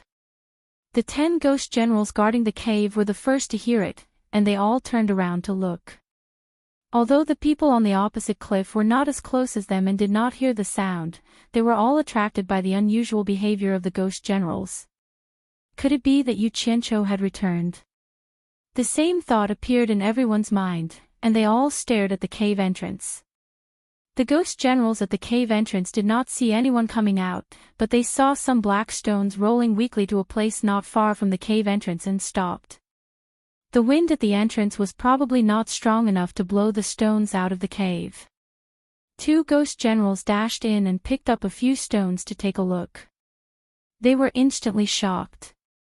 The 2 nodded and shot out of the cave, flying to the side of Yu Ji on the opposite cliff. "Madam, look, it's nether iron." Not far from the cave entrance, a lot of it has been blown out by the wind, and there are faint sword marks on it. A ghost general handed over the nether iron in his hand and said. Yu Ji took the nether iron, and her eyes lit up again. She ordered, "The 2 of you, quickly go and collect all the nether iron that can be collected at the cave entrance." The 2 generals obeyed, and in no time, they had gathered a large pile of nether iron on the cliff top. The group of people watched, and after Zhang Lingxian checked, he stood up and said to Yu Ji, "Madam, nether iron is not afraid of the chilly wind and the black wind blades, and ordinary magic tools are useless against it. Moreover, there are sword marks on every piece of nether iron, and it is obvious that someone used a sword to dig them out. I'm afraid that Mr. has an extremely powerful sword on him that can easily dig out nether iron. It is very likely that Mr. is digging out nether iron to defend against the black wind blades." His judgment was right. These nether iron were blown out by the wind when Yu Qianqiu first started digging the tunnel. "That's right." A relaxed smile appeared on Yu Ji's face as she said, "You are a disciple of the punishment enforcer, so it's not surprising that you have 1 or 2 extremely powerful treasures." Hearing this, everyone nodded their heads in agreement. If this was heard by Yu Qianqiu, he would only reply with, "Ah pooey. What bullsh *t treasure?" Zi frowned instead and said, "Madam, Yu Qianqiu went in with Senior Yan Ta, and Yan Ta's cultivation is much higher than Yu Qianqiu's." "Why are all of you so sure that these things were definitely made by Yu Qianqiu and not Senior Yan Ta?" Yu Ji glanced at the smiling crowd, then she looked at the 9 netherworld cave and said with a smile, "The 9 netherworld cave is the passageway from the human world to the netherworld, so it's not a place that ordinary people can go. The closest place with nether iron is also at the end of the passageway. Not to mention the deeper places, just that place alone, other than the Ghost King's final stage ghost cultivators, few human experts at the final stage of the tribulation passing stage can reach that place, let alone Yan Ta, who is only at the initial stage of the tribulation passing stage. Therefore, Yan Ta is already dead if he can't reach that place. Yu Qianqiu's cultivation is even lower, so it's even more impossible for him to reach that place." Zi confirmed her suspicions. Seeing that she still hadn't figured it out, Yu Ji patiently explained, "Logically, with Mr.'s cultivation, it would be difficult for him to stay at the entrance of the cave for a long time. Did you see the green flame on Mr.'s body before he entered the cave? That must be what Mr. relied on to enter the cave. Also, I don't know if you noticed, but before Yan Ta entered the cave, he didn't have anything on him. It's impossible for us to leave anything that could threaten Mr.'s safety on him, so the black iron that came out earlier couldn't have been brought in by Yan Ta, and it's even more impossible for a treasure to excavate the nether iron in front of us." Moreover, although Mr.'s cultivation isn't high, his magic power is profound. At least, I saw with my own eyes that he killed a demon king at the final stage of the tribulation passing stage with a raise of his hand. Mr. is only at the initial stage of the tribulation passing stage, so it's naturally not a problem for Mr. to deal with Yen Ta. The demon king that was killed by Ze was Yufengjiao, but it was obviously the first time that everyone heard about this, so they were all secretly shocked. Ze's expression changed, and she thought about what her master had told her before. When there was danger, he should run first, and that brat definitely had the ability to protect himself. Now, it seemed that what her master said was true. Yu Qianqiu could even kill a demon king at the final stage of the tribulation passing stage, so he indeed had the ability to protect himself. Once this thought was confirmed, and she let go at a crucial moment in the future, it made Yu Qianqiu not know whether to laugh or cry, and he almost called her great aunt. This was all in the future, and they would talk about Yu Qianqiu later on.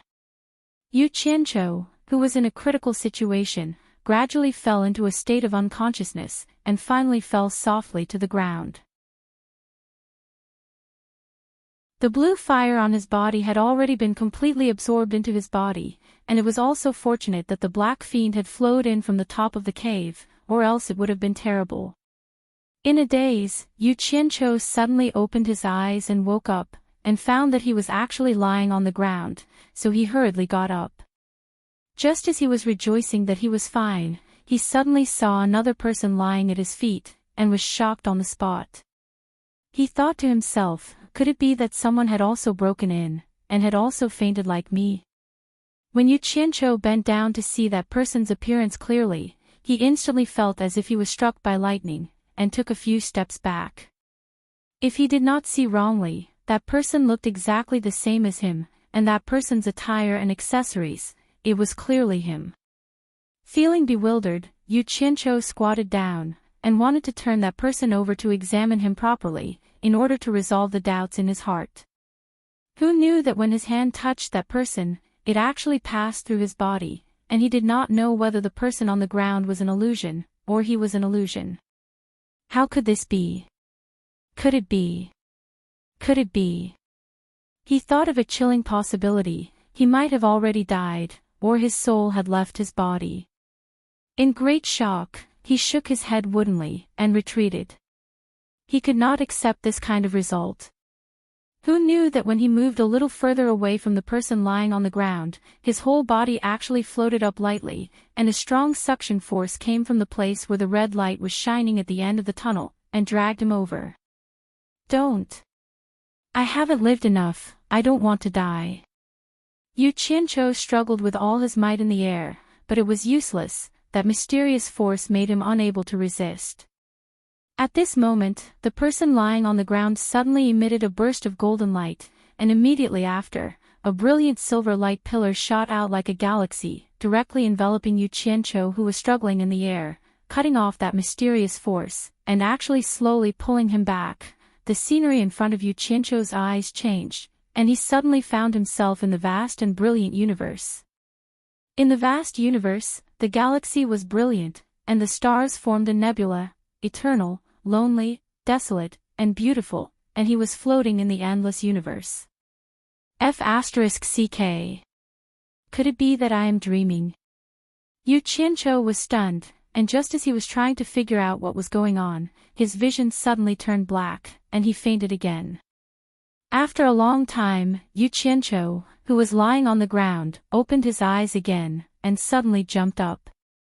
He anxiously looked around, and did not see the person he saw in his dream on the ground. His hands touched all over his body, and he finally heaved a sigh of relief, patting his chest in relief, and said, "Good, good, I was wondering why I ran into the universe again. There are no sci-fi blockbusters to watch now. So it was a dream, I was almost scared to death."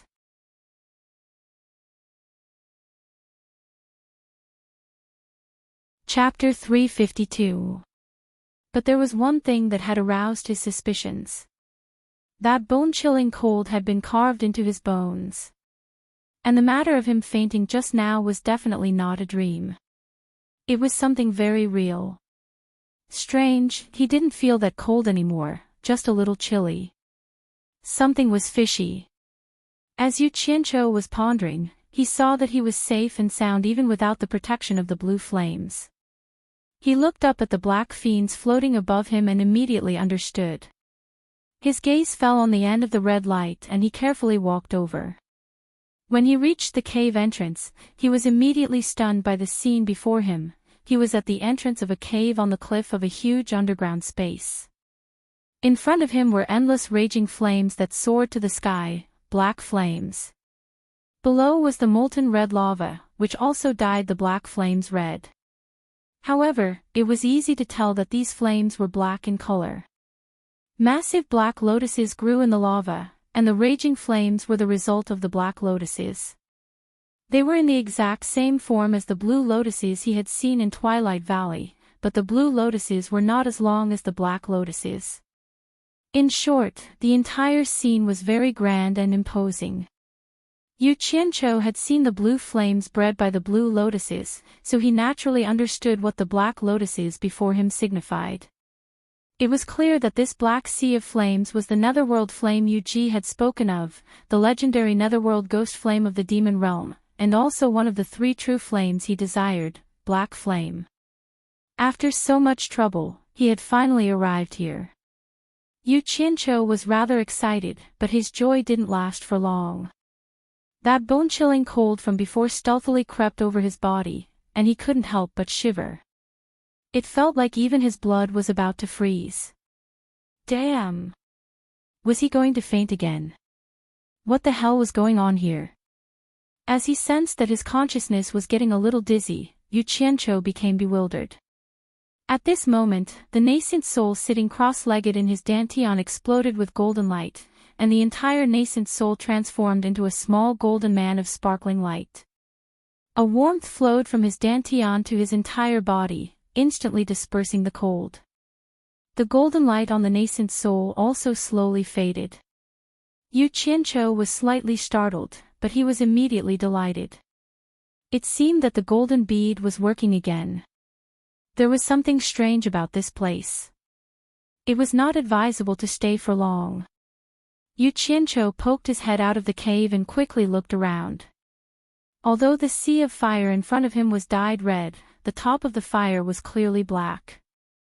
Black smoke was rising from the top of the blazing fire, gathering above the huge underground space like a dark cloud. Perhaps it was because of the airflow produced by the wind behind them. A strand of the black clouds that had gathered above them was continuously sucked into the cave.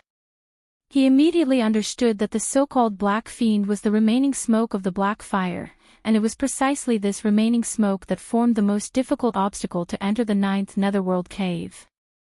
Just the smoke alone was so powerful, so the black fire itself must be even more powerful. Yu Qianqiu licked his lips as he stared greedily at the sea of fire. He immediately noticed something strange. The black fire was also fire, and there was also the molten lava below. Logically speaking, he should have been able to feel the intense heat if he wasn't standing too far away, so why did he feel a little chilly instead? This was far too abnormal. He couldn't figure it out, so he decided to stop thinking about it. Seizing the time to gather the black fire element he needed was the best course of action. He immediately sat down cross-legged and began to circulate the Starflame fire art. With his eyes closed, Yu Qianqiu immediately sensed the majestic amount of black fire element contained in this underground space. It was many times more abundant than the blue fire element in Twilight Valley, and it probably had something to do with the many black lotuses producing the black fire element. The abundance of fire element was exactly what Yu Qianqiu wanted. The Starflame fire art began to circulate faster, and the little black spirits began to pour into his body through his pores and gather at his dantian. The moment they entered the dantian, one of the two beads revolving around the nascent soul, the red bead, suddenly exploded with a red light, immediately attracting the little black spirits. Although the red bead seemed small, it seemed to have a space within it, and it welcomed the guests with open arms. It was unknown just how much black fire element the red bead had absorbed, but once the red light faded, the black fire element stopped pouring in and began to disperse from the dantian to every cell in his body. When the cells that stored water and green fire element saw the arrival of a guest, they immediately compressed themselves to make room for the guest. After absorbing his fill of black fire element, Yu Qianqiu put away the starflame fire art. When he opened his eyes, two illusory black flames flickered in his pitch-black pupils. Together with the satisfied smile on his face, he exuded a sinister aura. The moment the black fire element entered his body, he immediately felt a connection with it, and he immediately understood why this place felt so cold. It turned out that this black fire was not like the blue fire, which had a high temperature. It was a type of ice fire, which was the opposite of the blue fire. The specific effect it had to be tested, but since it was ranked higher than the blue fire, its power must not be small. Yu Qianqiu stood up. At this moment, his body no longer felt that bone-chilling cold. He had already subdued the black fire, so why would he be afraid of the black fire's low temperature? His gaze shot towards the blazing flames, and he wondered if the legendary Door of the Nine Hell that led to the Netherworld would be behind the flames. He stretched out his palm, and a black flame emerged from the center of his palm. It was a black color that could take one's soul away. The fire turned rapidly, and quickly condensed into a black flying sword that floated out of the cave. Just as Yu Qianqiu was about to step on it and pass through the sea of netherworld fire, he seemed to see the three words, by Changchun, on the wall of the netherworld iron cave from the corner of his eyes. Actually, he had already stepped on the sword and flew out of the cave. He thought he was seeing things when he saw the three words from the corner of his eyes, but he still turned around and flew back. When he looked carefully at the entrance of the cave, he realized that there really were three words, by Changchun, on the wall, and there were more than just these three words. As the color of the words and the wall were the same, and he did not look carefully before, he naturally did not realize it. It was only when he stepped on the flying sword that he discovered it due to the lighting and the angle. The handwriting was bold and powerful, as if it was engraved with some kind of sharp weapon. It might even be a sword. Yu Qianqiu carefully looked at it, and it wrote, "Lonely and invincible in the human world, but I have no fate to ascend to the heavens. I have long heard that the netherworld is equal to the celestial world, and I wish to find a strong opponent. The sea of netherworld fire separates the two worlds, but my wishful thinking ends here." There was another sentence written especially conspicuously, by Changchun returns with hatred. This was obviously written by Changchun himself. Yu Qianqiu's eyebrows twitched as he read it. The meaning of the words was very easy to understand. The general meaning was, Bai Changchun is lonely and invincible in the human world. He wants to find an opponent in the celestial world, but he can't. He heard that the netherworld is equal to the celestial world, so he wants to find an opponent in the netherworld. Unfortunately, he can't cross the netherworld fire sea in front of him, so he returns unhappily. F***ck F***ck F***ck.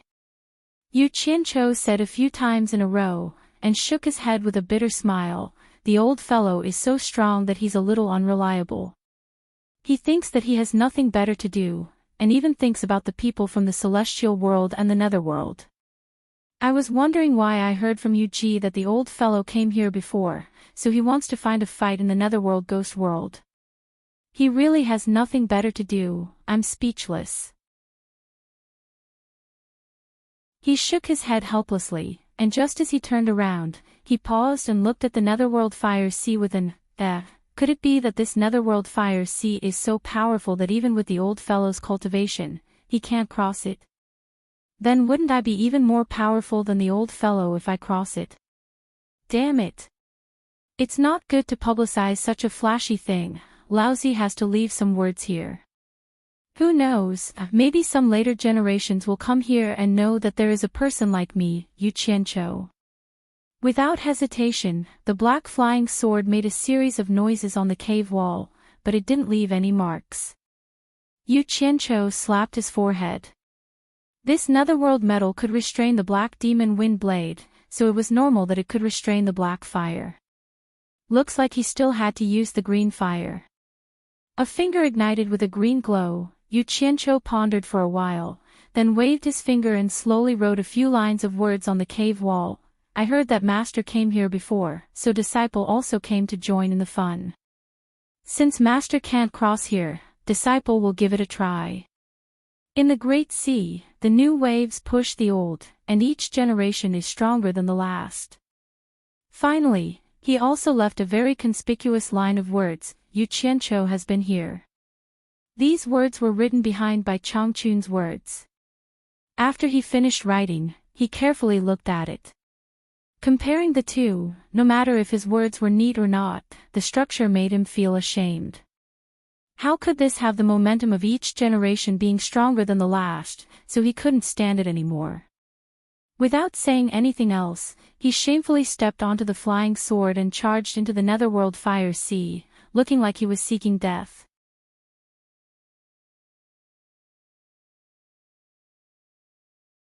Chapter 353. Only when he was in the sea of fire did he realize that the lava below should still be at a normal high temperature, but it was suppressed by the ice and fire released by the Black Lotus. Yu Qianqiu was a little proud. Even Bai Changchun couldn't make it through, but he could do it with ease. He was born with talent. Just as he was feeling proud of himself, the front suddenly became empty. Only then did he realize that he had passed through a sea of fire that was nearly 1,000 meters wide. Yu Qianqiu slowly descended on his sword. Beneath his feet was a soft black pure land. His gaze fell on the mountain wall in front of him. The huge dark iron mountain wall stood straight in front of him. It was curved in shape, and carved with skulls of different sizes. There seemed to be adults and children's skulls. Against the fiery red light of the molten lava, the entire mountain wall seemed to be piled up with skulls. Standing in front of it, pairs of pitch-black eye sockets seemed to be looking at you, as if questioning you about something. It made you feel a palpitating aura of death. It was very thick, very heavy, and oppressive, making it difficult for you to breathe. There was a door in the center of the skull wall. It was more than 10 meters tall and 7 to 8 meters wide. All kinds of human heads were carved on it.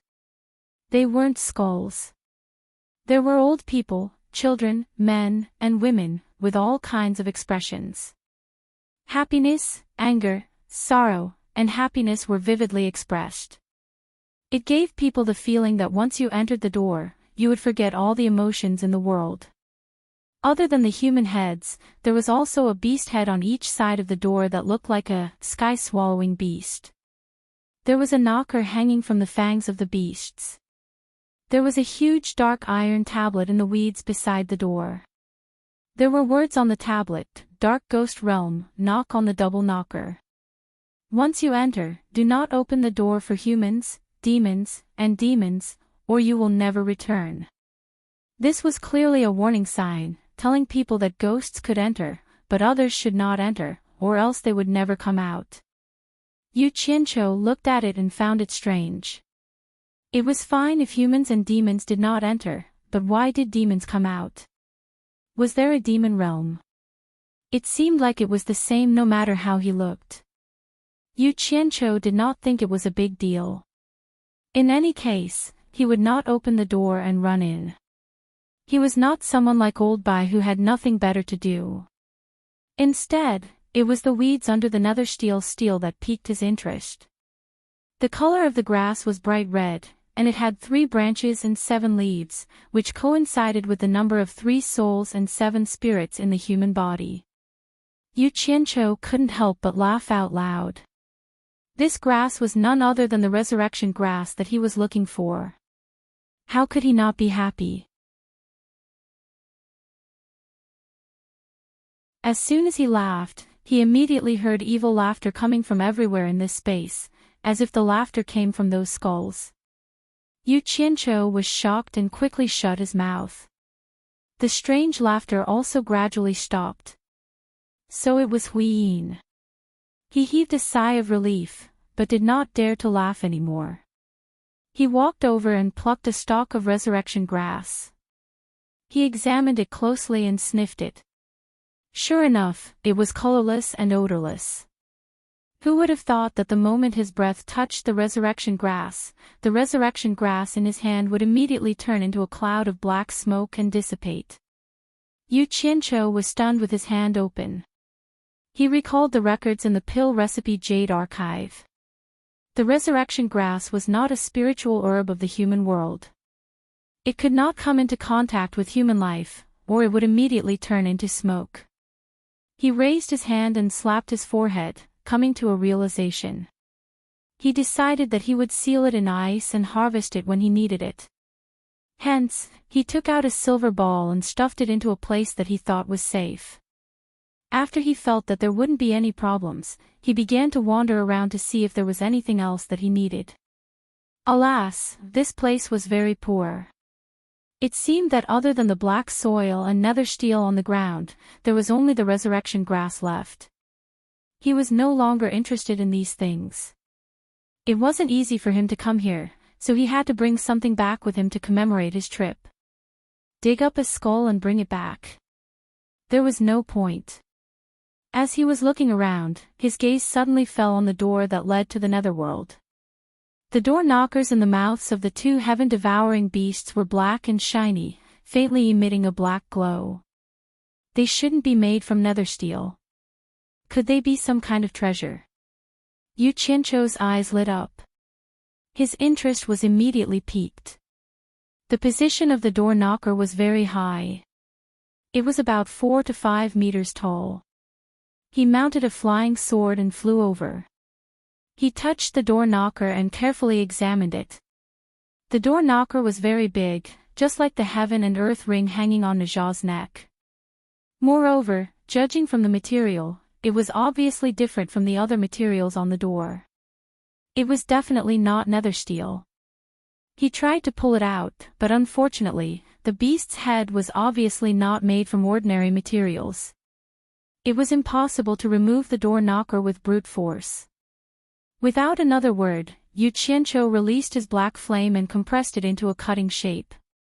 Unfortunately, there was no reaction after sawing for a long time. Since his black flame didn't work, he released his blue flame. Sure enough, the blue flame was more effective in dealing with this thing than the black flame.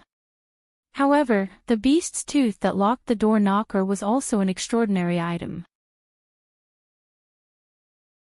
Even if the blue flame was effective in dealing with it, the effect was minimal.